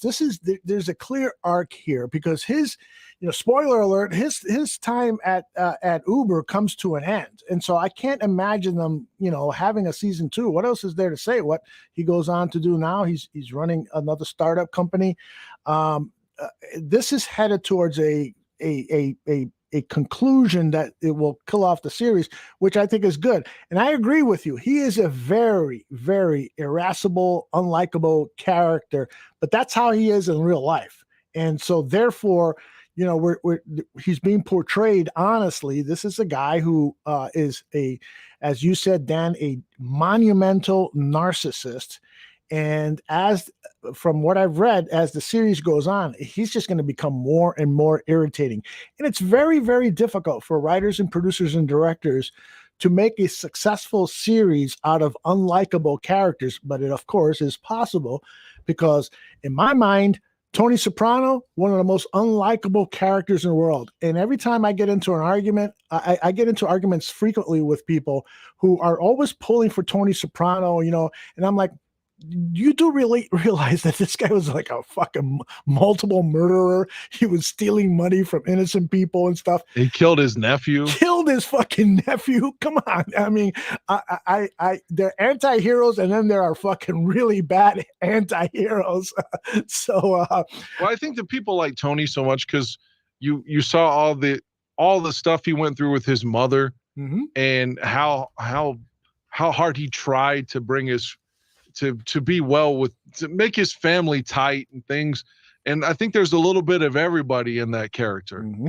Everyone can relate to something, some aspect, even if you're a woman who's not into Goodfellas and shit like that, but you still got the Lorraine Bracco, you know, the analysis and stuff. I mean, so there's something for everybody in that show. And I think that's why Tony's beloved. Yeah, I agree with you. I had some notes actually on that series that I took as I'm watching this past episode. It was, I thought, the best episode of the season because they pitted the whole Lyft versus Uber battle that grew. You know, you see how Lyft is starting to steal drivers from Uber, and how the folks over at Uber are responding to that battle. And I found that storyline really intriguing. The scene with what's her name? Austin Gate is the character. She's the blonde woman who is trying to recruit drivers. First of all, she's a fabulous actress, and she's playing this real life character who, by the way, still remains on the board of directors of Uber and is considered an invaluable asset for Uber, because she was the one, every time the company faced some scandal or some, she was their hatchet woman. She was their man and getting it fucking done. So I really enjoyed her character in this episode, and I hope her arc continues. The other thing that I really like about this show is that a lot of the characters share their stories or share stories. Did you ever hear about this, or you ever hear about that, and so forth? And so that helps to move the storyline. I mean, let's face it, there's not a lot of fucking action in a TV show about Uber and Lyft. So there's just excellent writing, and the characters are always referring to stories that I think make the storytelling, the overall storytelling, very interesting. The best actor of the show, from my opinion, is the guy that lent him the money. I don't know who he is or what he was in before, but I like his character the most. Yeah. He is the guy, Bill Gurley is the name of the character. And people will remember him from, he played in the TV show Friday Night Lights. He played Coach Taylor, who was a fabulous character. Dan, have you ever seen Friday Night Lights, the TV series? No, I didn't watch the movie either. Forget the movie. The fucking TV show is out fucking standing. One of the best TV shows of all time. Wasn't that Save the? Oh, it was Heroes. This Save the Cheerleaders, Save the World. I was like, I don't know. Yeah, that was a science fiction show on NBC. This was, I want to say, Friday Night Lights. Was that a cable show? I don't remember. But oh my goodness, you are going to love this show, Dan. Put this up as high as possible you can on your queue. Tooch, you know what I'm talking about? I always have seen the movie, and I consider the movie to be one of the best sports movies of all time. The Friday Night Lights with it's a good Billy movie. Bob Thornton. Yep. Yeah, it's so good, man. It's the perfect sports drama. The ending is fantastic. Dan, you'd really love Friday Night Lights. I forget who directed it. It was Peter Berg. He's directed a lot of movies. Yeah, really Peter excellent. Berg, yes, excellent. I recommend you watch both, but if you had to watch only one, watch the TV show, because I think it's really sensational. By the way, there was that one scene in this past week's episode of Super Pumped where the Joseph Gordon-Levitt character is recalling the movie The Untouchables. He talks about his dad getting a cable, and then the first movie he found was a movie that he loved a lot, was Untouchables with Robert De Niro, and he recalls that scene where Robert De Niro is going around that circular table and he's holding the baseball bat, and that he says, he bashes the fucking skull out of one of his members of the mafia, and mafia, I guess it was called mafia back then, but in any case, he just rejoiced in telling that story, and he actually used clips from the Brian De Palma movie with Robert De Niro doing the bat wielding, and that was just such a fucking great fucking scene. Just watch that episode for that scene, and I think you'll find some enjoyment out of that. And De Niro was allegedly a huge asshole in the set of that movie, and didn't even study his lines. It was just reading cue cards, and he was really difficult, reportedly, during the whole process of filming that movie. That movie was shot in Chicago, and during that time, I was doing a lot of work with actors in the Chicago area, and I talked to 2 or 3 people who were hired to do that movie, and they had awful stories to share about Robert De Niro, of how unapproachable he was, how difficult he was to do a scene with.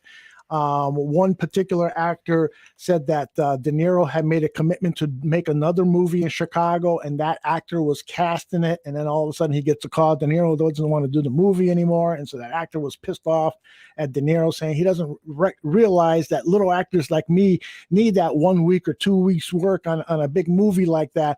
De Niro, who is somebody I've always admired his acting anyway, was really railed by local Chicago actors, be that as it may.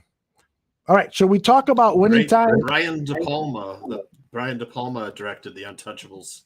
Yep. I always remember the baby carriage scene in Union Station.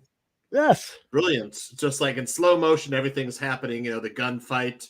There's a woman chasing a baby carriage down the stairs of Union Station, and a gunfight on either side. It's really brilliant, man. It really is. If you get a chance to see it, the camera work and everything. It's a homage to the Russian filmmaker named Sergei Eisenstein, who did back in the 1920s a movie called Potemkin, and there's a scene in there where there's a baby carriage going down, and De Palma says that he studied that scene and almost replicated it shot by shot for his scene with Andy Garcia, Kevin Costner, the woman in the baby carriage. Yeah, it's a brilliant scene. I actually saw that movie in rough cut format. The music in it wasn't the music from the final scene. They had just put in kind of like stock music, and there were splice marks all over the film because it had not been completed. And they gave us people who were members of the TV Academy gave us a sneak peek, and then we answered questions about what we liked and so forth. And I said to myself, this is going to be a fucking massive hit. This movie is great. I don't give a they could release it right now and people will love it. And it was a big hit, very big hit. All right, you guys want to talk about Winning Time? Tucci, I would love to. Yeah, Tucci, you been watching it? I did, man. I love it. I love the style. I think Adam McKay did a fantastic job, man. It's so stylish. And it's starting to grow on me, that style. Yeah, go ahead. You didn't like the everyone talks to the camera, basically, like during scenes and stuff. And that can be kind of like cheesy to people, but I like it, man. I think the acting is fantastic, man, all around. Who plays Jack Kent Cook is Danny Noonan from Caddyshack. That's right. Wow. Michael, what's his name? Michael O'Keefe? Michael O'Keefe. He plays Jack Kent Cook. I kept trying to place him. Finally, I had to look, and I was like, yeah, that's Danny Noonan from Caddyshack. Yeah, he's a lot older now, of course. A lot older, and he gets lost in that role. You would never recognize him or associate him. I think the guy that does Magic Johnson has got the kind of Magic Johnson easy smile, going. I know Aldo didn't agree. He does remind me a little bit. It must be super hard to find anybody that looks like Magic Johnson and is tall. A 6'9" guy who can play basketball. Yeah, it's excellent casting. You're not going to find anybody. I doubt they can find anybody better. But he's starting to grow on me. The smile is starting to work a little more. So yeah, I'm with you. Yeah, enjoying it a lot. Really like it. I highly recommend it. I've never knew the story of, like, I kept thinking, well, where's Paul Westhead come into this at? You know, and I know I was gonna say Jerry West isn't the coach of this team. Yeah. And now we see that he quit. I did not know the inside story, and it's amazing that apparently his character bitched and bitched and bitched about Jack Kent Cook not, spending any money, and then you got this guy who wants to spend money and who wants to win. And remember, he had this notion earlier in the episode that he was going to play Magic at the 4 with Kareem still up front as well, and he sold it to Kareem, and still play Nixon at the 1. And you thought, okay, he hasn't even pitched it yet, and yet in the show he resigns instead. So I hope they expand on that. Or does Bus try to keep him? Like, obviously he doesn't stay; he goes into management, I guess. But it's amazing to me that Paul Westhead comes in, wins the title, and within 2 years, the guy from the fucking TV announcing booth, who looks like a regular guy at that point, is the coach, and looks like a fucking mobster when he becomes the coach. Looks smooth as shit. Looks like he could be with Al Pacino in Godfather 2. Of course, I'm talking about Pat Riley. Riley didn't slick his hair back yet. He wasn't wearing those flashy suits when he was the announcer. I'd like to know some more of the inside of that. Like, so Westhead wins a title, and within 2 years, he's gone. And the guy from the announcing booth is the coach? I mean, my recollection of it is that Magic didn't get along with Westhead that much, and that was part of the reason that move was done. My recollection of that. By the way, I should save this for when that episode happens. My brother was a huge Dr. J in Philadelphia 76ers fan. And so, of course, he's my brother. So whatever he likes, I hate. And the NBA championship series where the Lakers Game 7 are playing the 76ers, and Kareem Abdul-Jabbar can't play in Game 7. He can't play. And by the way, the game was not fucking telecast live because the NBA was not popular. So it was on delay. It started at 10 p.m. Forgive me for interrupting. Sure. Forgive me for correct. It's Game 6. Game 6. I'm sorry. I'm you're sorry. right. I'm sorry. No. Please don't think I'm an asshole. No, you're not an asshole. I love you. So All it's right, Game thanks. 6. Magic starts at center and scores, like, he has a triple double or something like that, 42 points. It's just from the center position. He was just fucking standing. The next week, he's on the cover of Sports Illustrated magazine holding the NBA championship trophy.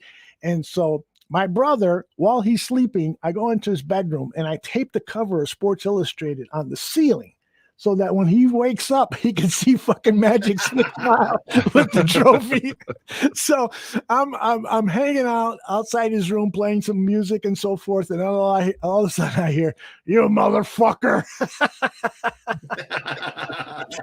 It's funny to me that your brother liked the Pennsylvania teams. He the Steelers and the Sixers. Yeah, exactly. And I hated him for that, because I was like, you should be rooting for Chicago teams. And it's funny that the Parisi brothers on the Bar Down Hockey Talk here in the Barroom Network, they're the same way. They don't root for the Blackhawks. That's their number one team. They like a lot of NHL teams. One guy likes the Bruins, another guy likes the New Jersey Devils of all teams. And to me, it's just odd. If you're in Chicago, why wouldn't you be rooting for a Chicago team? How old was your brother when you all moved from New York? He was 8. I was 7. Well, I'm surprised. I could see, like, if he liked the Knicks then. Yeah, exactly. But why the Sixers? Hey, my brother's a fuck up. All right, winning time. I want to get back to that because it is clear from this episode something that I didn't know. Based on what Dan just shared and John just shared about the show, Jerry West was suffering from some serious fucking depression. Holy shit. The episode starts where he's like, he looks like me on a Saturday morning or a Sunday morning. He's like totally fucking out of it. And I felt bad for the guy. And it's clear that if he would have coached that season, he would not have made it out alive. This guy had some fucking demons. I really related to and to a certain extent, the domestic that was happening when he's a kid Mhm. and he's outside shooting the basketball, trying to avoid it. The only thing, not to make it about me, but the only difference was like my dad or my mom, neither one were yelling that, oh, your kid's a fuck up the way they were Jerry. Mhm. So I can't relate to that extent. But being just in a house where it was just constantly like mayhem and yelling and screaming and shit like that. So I could relate to that point, and I didn't know that as part of his backstory. So I'm glad they showed that. Mhm. I presumed it wasn't just dramatization. But yeah, like I said, that was the fascinating part of the episode. I didn't realize to that extent, how tortured he kind of was. It made more sense now that he would be so upset over losing to Boston so much, and then when he wins the title, he's unfulfilled. Mm-hmm. So it gives his character a lot more dimension now that we see that he had a rough childhood. Again, I knew he was from here and I knew he grew up poor, but I didn't know, the ins and outs of his family. So I like his arc, and I kind of like, the stuff with magic. I mean, and I knew the name Cookie from, the HIV and announcement and all that, Mm-hmm. but I didn't realize that she was like from like Michigan, So Mhm. I like the story of like him trying to show up to the other guy on the court and all that, because I'm sure that probably really happened. Mm-hmm. Yeah, the Cookie story was one that I was somewhat familiar with.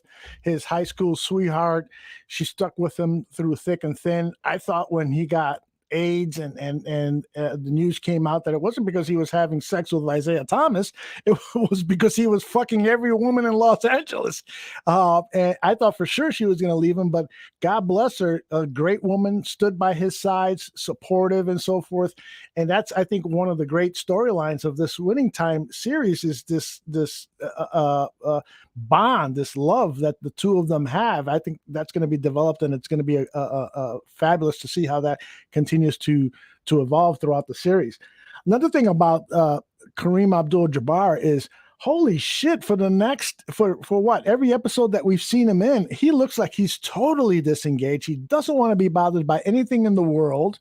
He really, and I wonder if that's a bit of an exaggeration to get across the point that magic made him a little bit more pleasant to be around, or was he really that way? Was Jabbar really like, get the fuck out of here and listen to my jazz and stuff? I don't know, but it has been an interesting storyline so far that they're building up with Jabbar. Yeah, and he was reading that book. I'll just call it The N-Word. Mm-hmm. Was the name of the book he was reading, and Jerry West was like, it's on my reading list. That's funny. Yes. Yeah, I haven't gotten to it yet. I don't know. Maybe Kareem was like that, but I don't know. I always viewed Kareem as just being this superior intellect, cool, just super cool, like intense, just this intelligent guy that I didn't know that he was necessarily aloof, in the sense that I just thought he was superior, had superior intelligence over most people. Mm-hmm. And his game spoke for him, I guess, in a lot of ways, but I didn't realize he was so adversarial to his own teammates. But maybe that's just part of the show. I just don't know. Yeah. I've got a couple of, not a couple, I got 3 or 4 of Jeff Pearlman's books, but I think I'm going to have to buy this one, because just to, that one is, of course, much more factual, but I'm hoping that this series is being as loyal as it can be. In every episode, they put up that disclaimer, I believe, at the beginning or at the end of every show, saying that they've made some alterations for dramatic purposes and so forth. But I hope that they haven't, made Kareem to be somebody that he really wasn't. I mean, don't you have a hard time thinking that Kareem wouldn't listen to Jerry West? Yeah. If Jerry West come in the room, I mean, Kareem knows who Jerry West is. Mm-hmm. Jerry West commanded some sort of respect. Just, I mean, goddamn, he's the logo. Mm-hmm. He is the logo. That's right. And it's time to change that and make it the Isaiah Thomas logo. No, I'm just kidding. Better fucking not. If you're going to make Isaiah Thomas the NBA logo, it's him crying or, being kicked. Come on. Right, Isaiah. I'm just kidding. I love Isaiah. I'm just kidding. The other thing I want to talk about is Sally Field. Anytime I see Sally Field, I don't care what she's doing, where she's at, and so forth. I love her. I grew up with Sally Field. She was the flying nun. She was Gidget. Saw her movie career take off. Her love affair with Burt Reynolds. Just Forrest Gump. She was great as Forrest Gump's mom, and so forth. Sally Field is my gal. Hey, can I interrupt 1 second Please and give do. you breaking news? Oh, excellent. Patrick Finley tweets, former Packers guard center Lucas Patrick is joining the Bears, 2 years, $8 million with $4 million guaranteed. Oh, that's a good deal. That's a good deal. I like it. Tony the Pod Boss has put up a clip of that player doing some mauling. Lucas as a mauler. Let me play it quick. I know that you can't see this. Did you see the following tweet, though? It says NFL refs are anxious to call holding on Lucas Patrick. Oh, really? Now that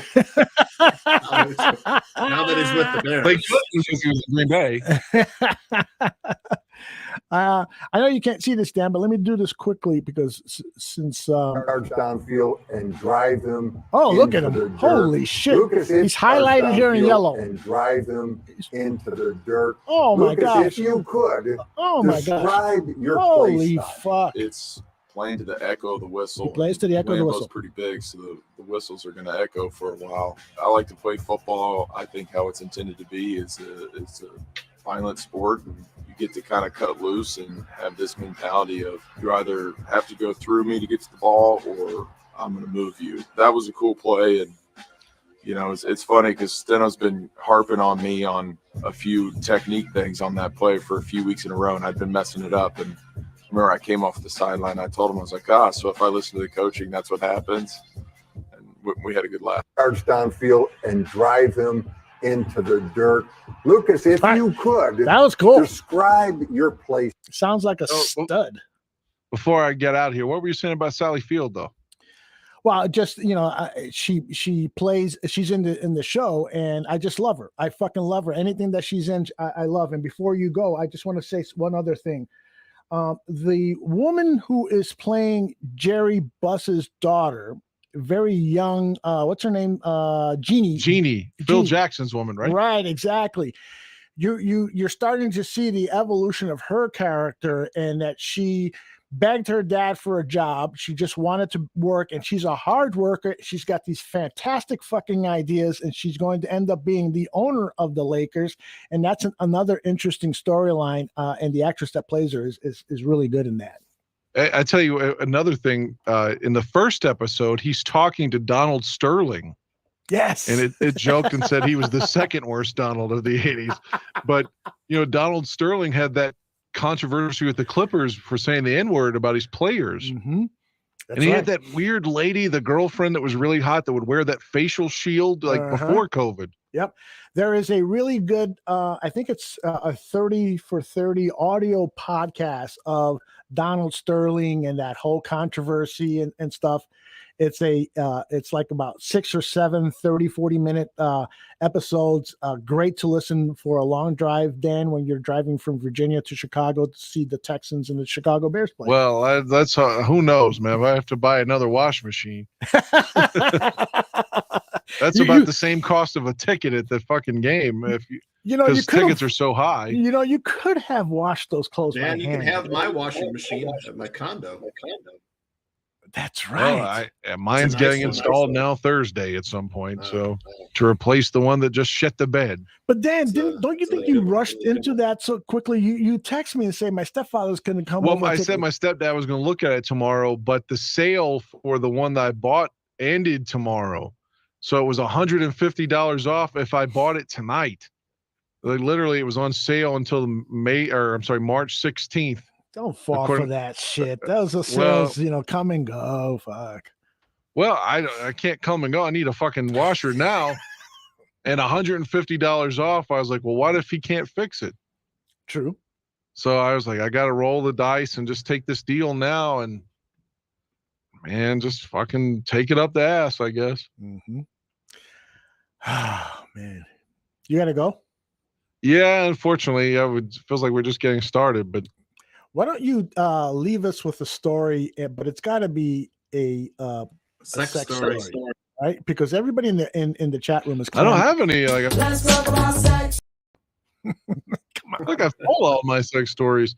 I can tell you, I went to the Corn show, Corn with a K, not as in P, like Papa, like porn, right? But Corn. I went to the Corn concert Sunday, and there were 3 fights right beside me, so that was fun.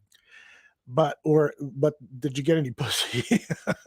No, I didn't. I mean, I was just there for the music, you know. You went alone? No, I went. There was a group of people that I knew that went. See, but personally, I rode with my friend John and his son. It was his son's first ever concert. He's 14, so that was an indelible moment for him. I hope he seemed to enjoy it, you know. So I went with a couple of friends, and then there were people scattered throughout the arena that I knew. A guy I used to work with in radio was with me in the pit. I was protecting a girl that I know named Alicia. And there was 2 other ladies right in front of me that I was trying to protect that I knew, but I couldn't get to them. And they were closer to the fights than I was. So, but it was just too crowded. And then I knew a couple people in the stands too. So there was probably like 12 people there that I knew. Dan, you don't know how disappointing this is. There's at least 20 guys in the chat room who say they've got their lube out and they're ready for you to share a sex story. And they're asking. Okay, how about this as I leave? Okay. Brandy loves the band. You remember Brandy, of course. Brandy loves the band Queensryche. It's certainly not my band at all. But they're going to be, ironically, in West Virginia on March the 27th. So I told her that if she came to the show, she and her guy could stay at my house. Brandy? Yeah, to avoid the hotel, you know. She's got a guy? Yeah. So you're going to have a threesome with another guy? Yeah, threesome. Maybe we can do a fucking train on Brandy. No, I'm just kidding about that. But I did offer her to stay if she and the guy wanted to try to help out. Yeah. Oh, that's nice of you, man. But the joke was the train. That's where I was. We miss Brandy. I miss Brandy. I should text her and tell her to take pictures of that sexual encounter that the 3 of you can have. Yeah, but her Facebook photo is like with a guy now too. So yeah, she's in a relationship. But I mean, that's cool, man. I wish her well. Absolutely. What's he look like? Oh fuck, I don't know. He's a guy. I don't pay attention to that. I mean, no offense. I mean, he's just a dude, man. I don't know. People are saying all aboard, choo choo. Just as long as like the other guy's cock and mine don't have to like sword fight thing, you know, or they pound their dicks together. I don't want anything to do with that. I had a lot of friends who would always participate in sex with more than 2 people, you know, like 2 guys, 3 guys, and my buddies would go out, get girls, and then they get a hotel room. They're all fucking in the same room. And sometimes they were all, you know, have an orgy, you know, sharing the same girl. And they were all like, oh, you should come out with us. And I'm like, fuck you guys. I have no fucking desire to see you fucking somebody else. And then one of the guys says, yeah, one time I'm down there doing a 69 with this chick, and then here comes Walter with his fucking big dick sticking in her ass, and his balls are rubbing up on my forehead as I'm giving that's horrible. Yeah, I'm like, so you want me? What do you want me to be your stand-in? So while Walter's doing that, get the fuck out of here. No way am I going to do that. So I can't tell the full story, but suffice, and I got to go anyway. But suffice to say, I've participated in one of those situations where it was me and a guy and a lady. The lady come at me with like, "Hey, you know what? I'd already been with her before, you know." She's like, "I can talk to you about sex really easily." I'm like, "Yeah, you know." She's like, "My fantasy is to be fucked by a white guy and a black guy at the same time." So I was like, well, shit, man, I can call a friend up if you want. That big dick guy that you know? I can't comment on who it was because the person that it is may or may not be somebody you've talked to. Respect. I'm just saying maybe not. I don't know. But it would be bad for him for me to say whomever this person would be, you know? So having said that, he and I did a thing where it was almost like wrestling. Like we tagged in and out. We took turns. The other person sort of just did their own thing. Like I listened to my iPod when they were doing their thing because I didn't want to hear it. You know, you don't want to hear your buddy like making fuck noises. You know, and it was dark too. but we didn't do it. Like she told me, the girl's name was Ashley. She said, I was weird. She's like, I kind of expected it to like be both of you at the same time. She's like, but this was okay too. And I was like, yeah, I don't know. I just kind of felt like because I think she wanted me to come up behind her and start hitting it while she was blowing him. But I just thought, man, if I do that, there's a chance that my junk's going to touch him or something. And I don't want to sound homophobic. It's just not my deal. You know? Yeah, it's a little weird. Yeah. So we didn't do it in a porn sense. We just took turns with the lady. Interesting. I had a couple of buddies who told me this story. One of them, they had these two girls over, it's two guys, and then one of the girls goes into the bedroom, and so one of the guys follows her in there, and he starts to suck on her titties and making out with her and so forth. And then all of a sudden, he hears her going, and he's thinking to himself, "Holy shit, man! She's gonna have an orgasm just by me kissing her and touching her titties and so forth."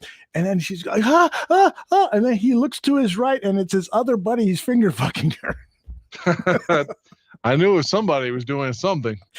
I thought you were gonna say dude was just hitting it, man. But I was like, on that note, sadly I've got to go. It's 40 after. I got to get to work, man. I'm sorry. Man, shit, fuck. But I gave you a small story there. Yeah, you did, and I think you satisfied a bunch of people in the chat room because it's empty now. Nobody's there. They're probably cleaning up. All right, beat off to it. Dan, you're the man. Thanks for being here, and we will see you next week. But I'll be. I got a couple of things to ask you. I need a favor on one thing that a narration track, so I'll be reaching out to you tomorrow. Bye, Danny. All right. Bye, Chooch. He is Dan Aguirre. He's on his way to save lives now at his other job. He is near and dear to all of us here at the bar room. I gotta figure out what the hell happened to my camera. You can't hear me when I get rid of that. That's the problem. So Right. So anyway, why don't we talk for another 10 minutes and so forth? Tell us, Tooch, what is going on in the gambling scene. This has to be probably the biggest moment of the season, the betting season for you, with all of what's going on in college basketball.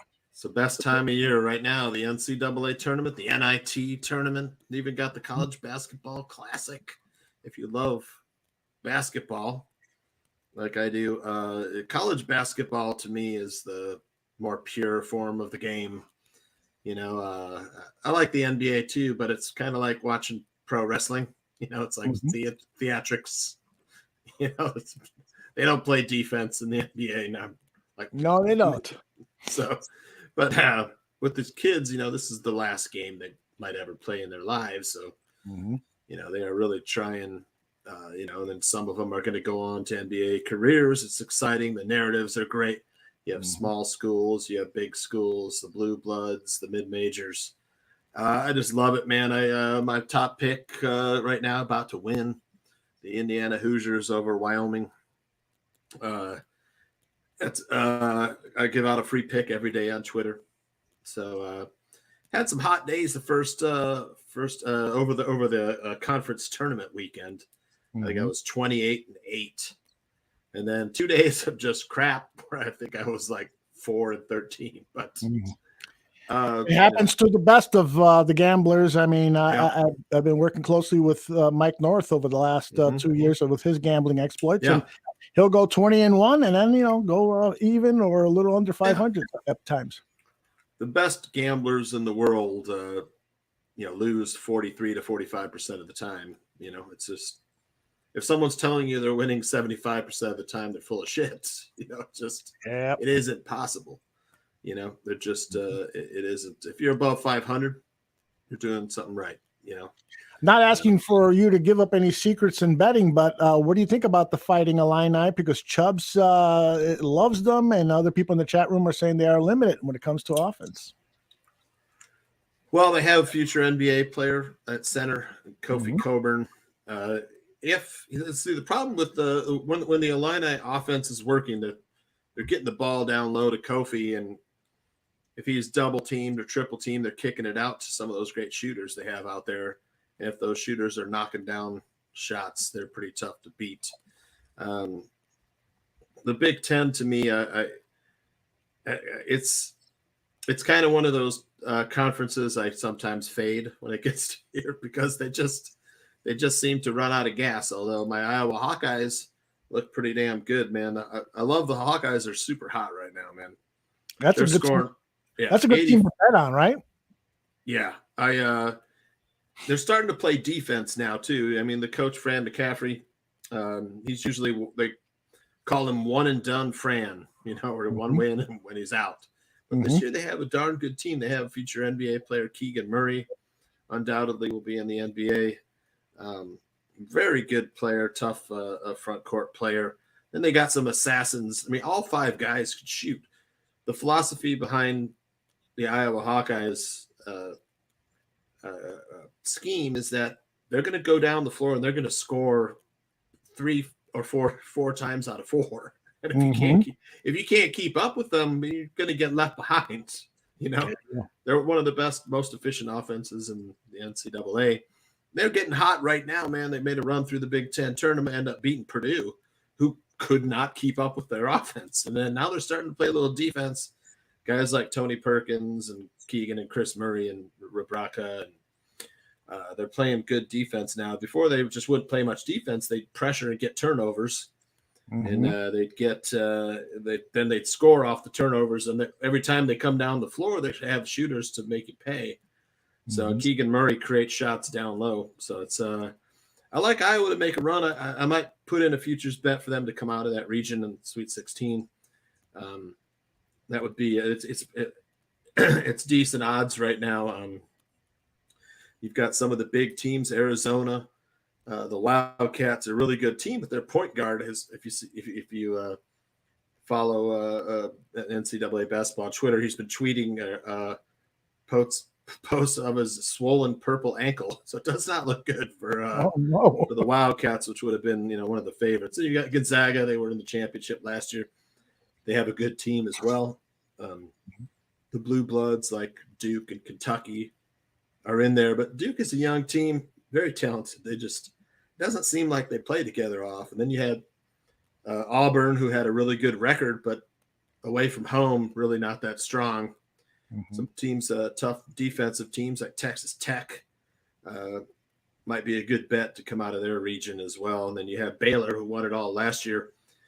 They're injured, man. They've been getting it done with 6 or 7 guys. They're so talented. There's nobody that can stop AJ Flagler on Baylor. So you've got a lot of intrigue, a lot of injury stories. Tonight you have the first round of the NIT. You have a couple play-in games for the NCAA tournament. Yeah, for me, this is the best time. I'm grinding, man. I'm pumping numbers through the spreadsheet, Aldo, and for 3 days the spreadsheet gave me gold. And the last 2 days kind of let me down a little bit. Today the spreadsheet was gold again. So feeding numbers into my spreadsheet. Let me ask you this, Tooch. For the Final Four, can you give me a team that is not highly seeded that you think has a chance to make it all the way to Final Four? That miracle team.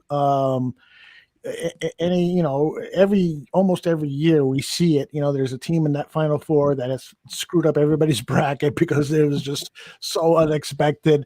Do you have a team in mind that could be that team this year?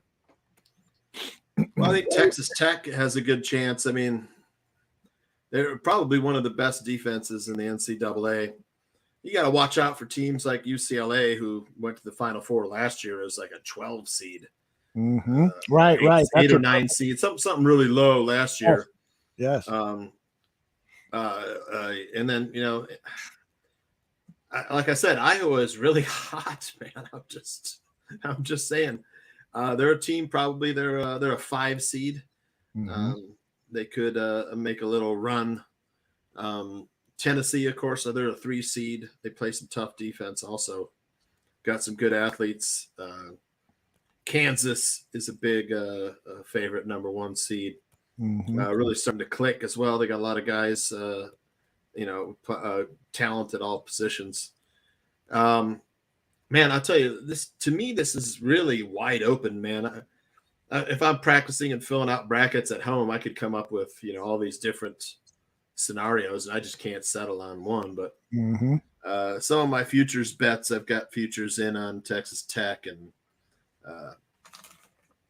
Iowa to come out of that one. South Dakota State is a team to watch out for. They're kind of like Iowa. They went 21-0 in the Summit Conference, which, you know, that's not easy to do in their conference. 21-0. They've got shooters, and that conference not known for defense. They did play some good defense. Yeah, Iowa's getting hot at the right time. You know, you could see that last year Oral Roberts was the hot team, went all the way to the Elite Eight. They beat Ohio State in the first round, and went you know, all the way to the Sweet 16, Elite Eight as a 12 seed, I think. So yeah, I love the NCAA. What do you think about what Mo Beerman says? How did Michigan get in at 17 and 13? Michigan had a super tough schedule. They did beat some teams, man. I think Michigan. I like Michigan to win. I think it's tomorrow or Thursday. Yeah, like Troy said, is wide open, man. It is wide open this year. It's going to be some great stories. It seems like the Big Ten always gets the benefit of the doubt with the people who set up the season. I mean, it's good basketball. It's not, to me, you know, Big Ten football is always effing disappointing. To Big Ten basketball, I think they hold their own against other conferences. Yeah, like Steven says, free throw shooting to me is a big part of it. I mean, Villanova is one of the best free throw shooting teams in the country. They have two great guards. Veteran guard play. You know, when you want those senior guards, you know, they've got size inside too as well. So Villanova is a team I would like. You know, I might have in a few Final Fours too. And yeah. Any seedings at all, Tooch, that you were just fucking totally shocked with and said, how the hell did this? They're talking about Alabama in there. Alabama got in because they beat Gonzaga one time, but Gonzaga's so. I mean, Alabama's so helter skelter right now. Michigan, kind of like Michigan, make a little noise. We'll see. I mean, they have some talent. They just haven't been able to put it together. They had a little controversy with Juwan Howard and the coach of, I think it was Rutgers or Maryland. Right. Yeah. How does this work with your setup, your gambling setup, and so forth? Are you helping people make their picks and tell people how you go about that? Yeah, I have subscribers that subscribe to my picks, and you know they can hit me up for advice on Twitter in my message box. You know, and actually I sent out my subscribers some picks to get the early lines, you know, on games, you know, before the line switches. Like today, I really liked VCU, and that number just kept climbing over Princeton because I mean the Ivy League not exactly a power conference. Going against VCU, not really talented young team, but they play hard defense. So I didn't want my subscribers for it to gave it to them at like -6. It got up to -7.5 today. So told them to buy it the day before at -6. You know, and then excuse me, damn asthma.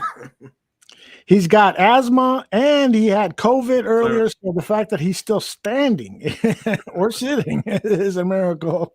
Yeah. John Santucci. Wisconsin's a good team. I know Mel Bierman's mentioned Wisconsin there, but the Johnny Davis injury concerns me. Johnny Davis is one of the best players in the NCAA.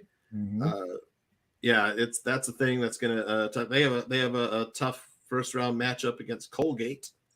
And Colgate can really score. They got some size. They can defend too. But again, they play in a weak division. But they are playing in Milwaukee, which helps. So it's like gave out my free play was the Hoosiers. They're playing in Dayton, you know, which is just a short drive from Indianapolis. So Wyoming had to fly in, you know, to Dayton. So yeah, love the tournament time, man. It's just I love all the stories. Love watching the games. Love making wagers on the games. I'm looking like I'm doing pretty good.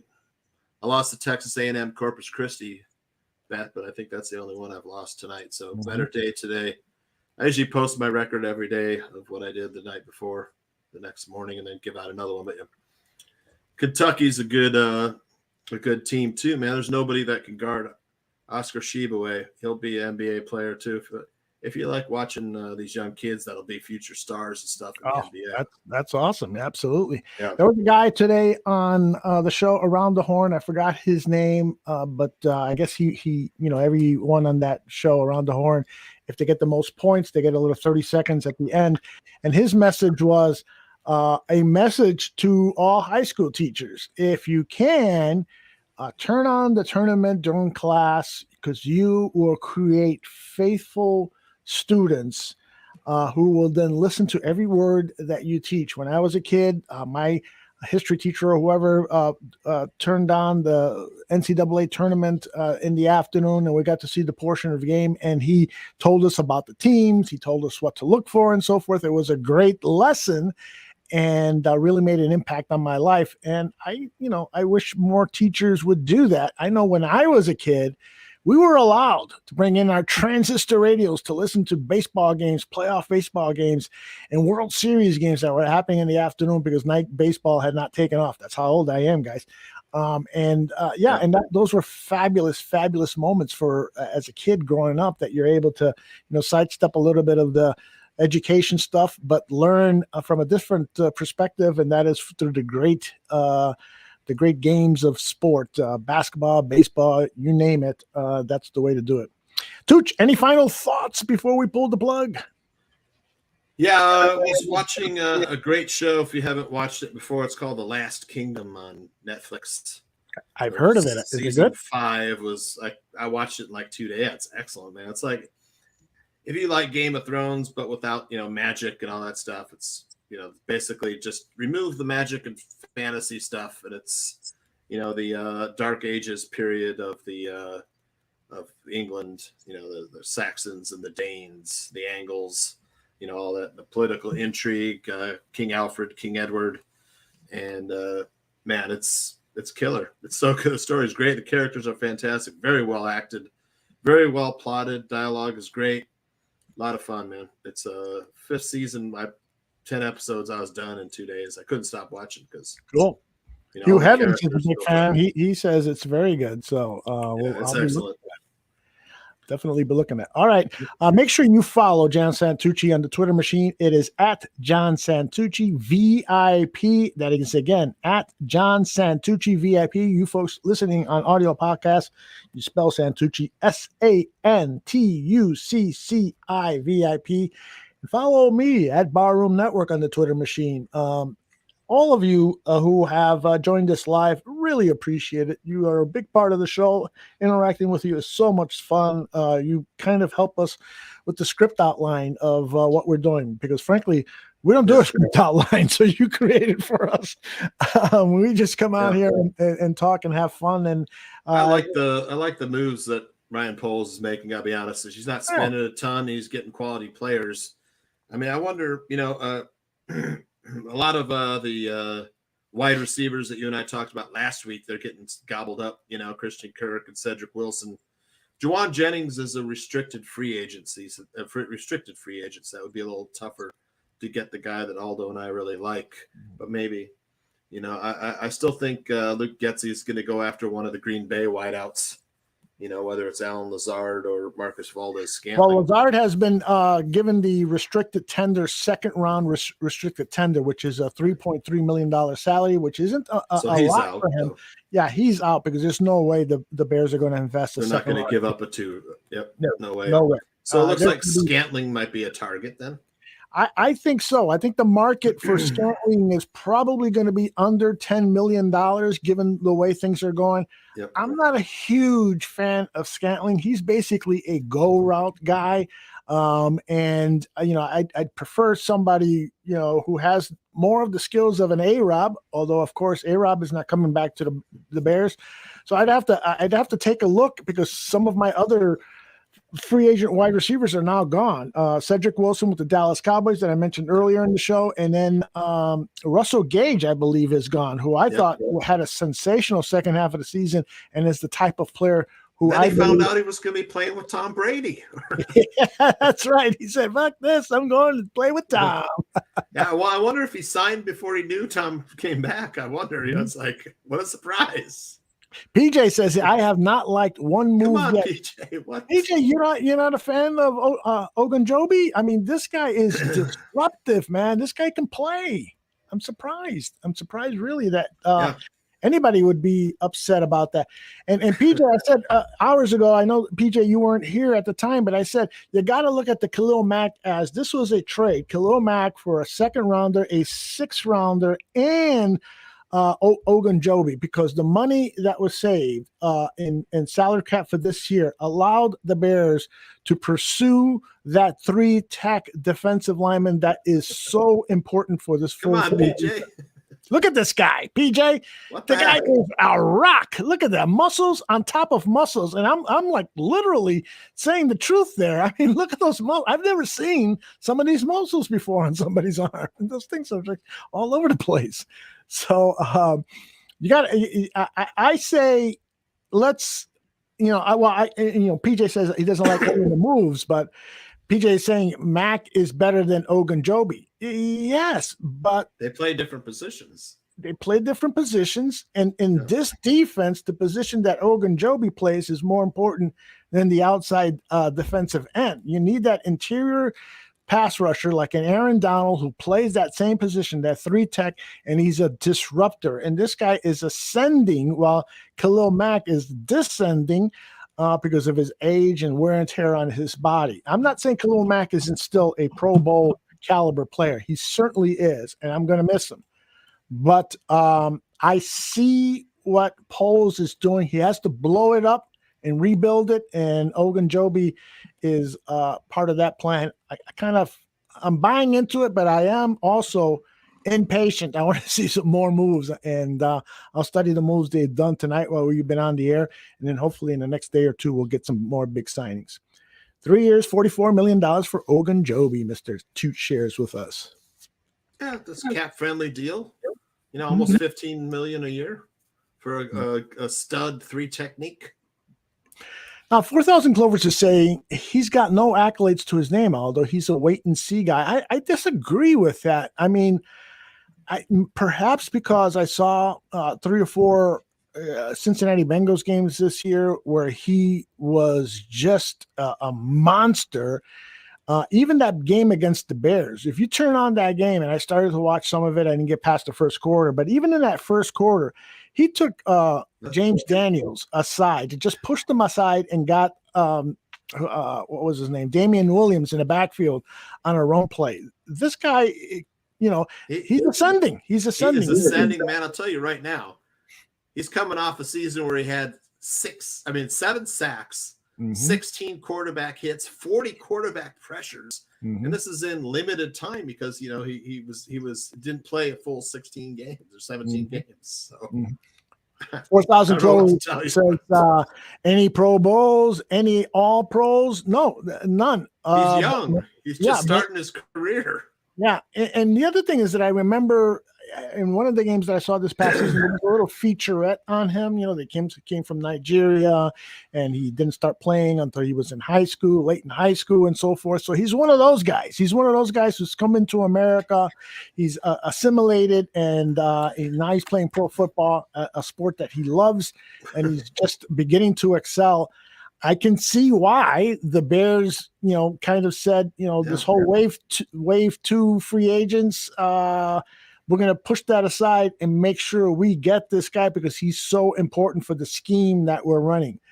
So I'm hopeful. You could end up being right, Hugh, and everyone else who is not a fan of this move, or PJ and everyone else that's not a fan of this. I think this could work out, though. I like this. I mean, when you watch this dude play, man, you're gonna be really happy. But yeah, man, we need pressure up the middle, man. Akeem Hicks might not be back. He's getting older. Mack is a lot of people say 31's young for an edge rusher. We've got Robert Quinn, who's younger. Travis Gibson is ascending. This is a cap-friendly signing on a ascending player who's still young. Great story, good kid.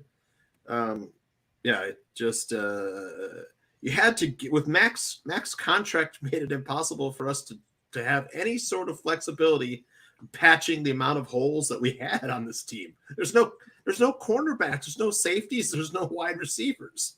Max deal took up too much room for us to get anything other than the bottom of the barrel of free agency or plugging holes with undrafted free agents like Kendall Vilder. Is that where you want to be? I think Tooch is making an outstanding point here. Trading Khalil Mack, and clearly this was the best that they can do in terms of a return on investment. Yeah. They were at the combine saying, "Hey, what about Khalil? You interested?" They were getting offers at the combine, and this is the best they can do. But you've got to look at it beyond what Khalil Mack has done in the past and look at it towards the future, because Khalil Mack was never at this point in his career, he's just not going to help us win a Super Bowl. And it's not because of his play or any durability issues. It is just simply because of where this team is at. That's not Super Bowl ready. And so the right way to build this team is to destroy it and rebuild it. That's the only way you can do it. Leo Factor says Pace sunk money into huge holes and tries to cover them up by throwing cash on top of it. Right there. The contracts were too massive, They were not cap friendly. I mean, the dude ran the credit card up. That's Ryan Pace. That's what I'll remember him for, is the guy who ran his mom and dad's credit card up. That's it. Perfectly said. I put up on Twitter at Barroom Network. I put this up yesterday, and it got retweeted a lot because it was factual. The teams with the highest dead money ranks: Seattle Seahawks, number 1 at $42 million. At number 2, the Chicago Bears, $40 million. This is money that is owed to other players who are not on the effing team anymore. And it's because Ryan Pace was always trying to put Band-Aids, spending money on very expensive Band-Aids for mistakes that he did in his draft and so forth. So it had to happen. It hurts. It hurts, of course, that Tariq is gone. It hurts, of course, that Eddie Goldman is gone, because he started out as a very promising nose tackle. But things have got to change. And as hurtful as this is, it's like when you've ever had a remodel in your home and you walk in and you say, "Holy fuck, this! Oh, Jesus Christ!" That was the contract. Yeah, 24. Khalil Mack counts $23.5 million against the cap. It's $60 million in guaranteed left. I'm sorry, man. That's the deal that you signed. Nobody was giving you a first-round pick for Khalil Mack with that salary. Nobody. We're lucky we got a second-round draft pick. Exactly. People are saying we should get a second and a third. We got a second and a sixth in 2023. Hey, man, we had to take what we could get because the salary cap, the deals that Pace gave out were not friendly. They're not conducive toward us building a team. This is why Poles is getting these ascending players, young players. He has no choice. We're not going to make a huge splash in free agency. We just don't have the cap space. Right. This was panic spending by Ryan Pace. He knew that year after year of not meeting expectations and forth, and he was trying to save his job, and therefore he was paying for stuff that he should have, and that's where maybe an executive vice president should have said, Ryan, okay. Mitch didn't work out. Doesn't mean that you should start spending money and trying to win again. Let's start over. We'll give you the time to rebuild. But there wasn't that kind of advice, and I can imagine Bill Polian coming in here and taking a look at what Ryan Pace left behind and said, "Holy fucking shit, George, I'm sorry. I hate to tell you this, but Virginia may not be around by the time we get to the Super Bowl." And by the way, speaking of Virginia McCaskey's health, I wanted to say this. So one of the bloggers in town puts out this message that Virginia is not going well. And I'm not saying that he's incorrect. I'm not saying that he doesn't have inside information. I'm not saying anything. I just hate that was put out there without any confirmation. Did this person who is a blogger use journalistic I didn't criteria? See this, so I'm in the dark. Yeah, this is the Bears blog. Oh, yeah, Jesus. the Bear. I have nothing against the Bears blog at all, and if he's landing this information and so forth, but as a former journalist, what you do is you get two sources and it's confirmed. Did he get that, or does he? I don't know. I don't read the Bears blog, but I did read that story because I wanted to get as much information about Virginia's health, because I want her to live a longer life than she's already lived.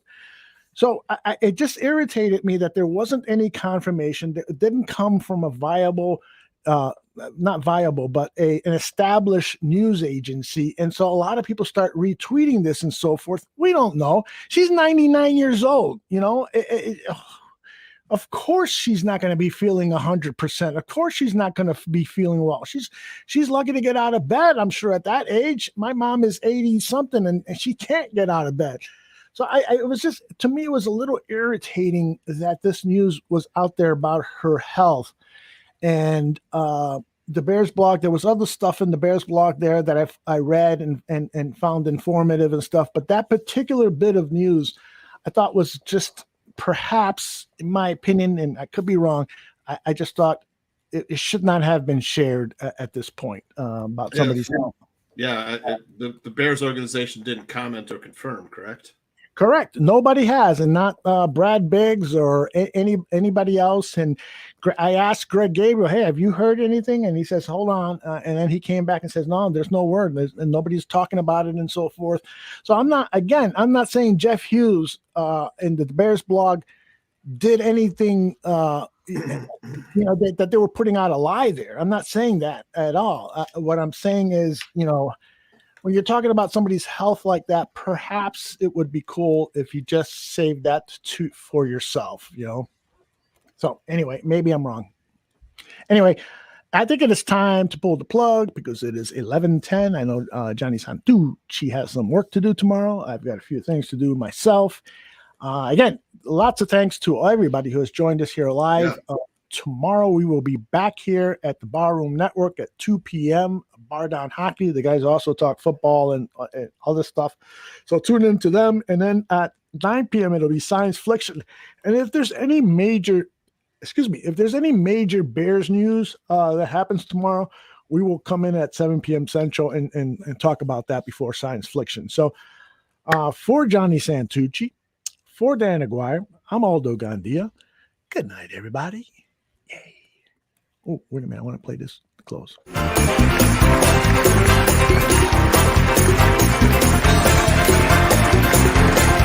Thank you for listening to Dan and Aldo Bare Their Souls. Make sure you subscribe to the Barroom Network and you give us a rating on iTunes. Until next week, my name is Nomfe. Bear down.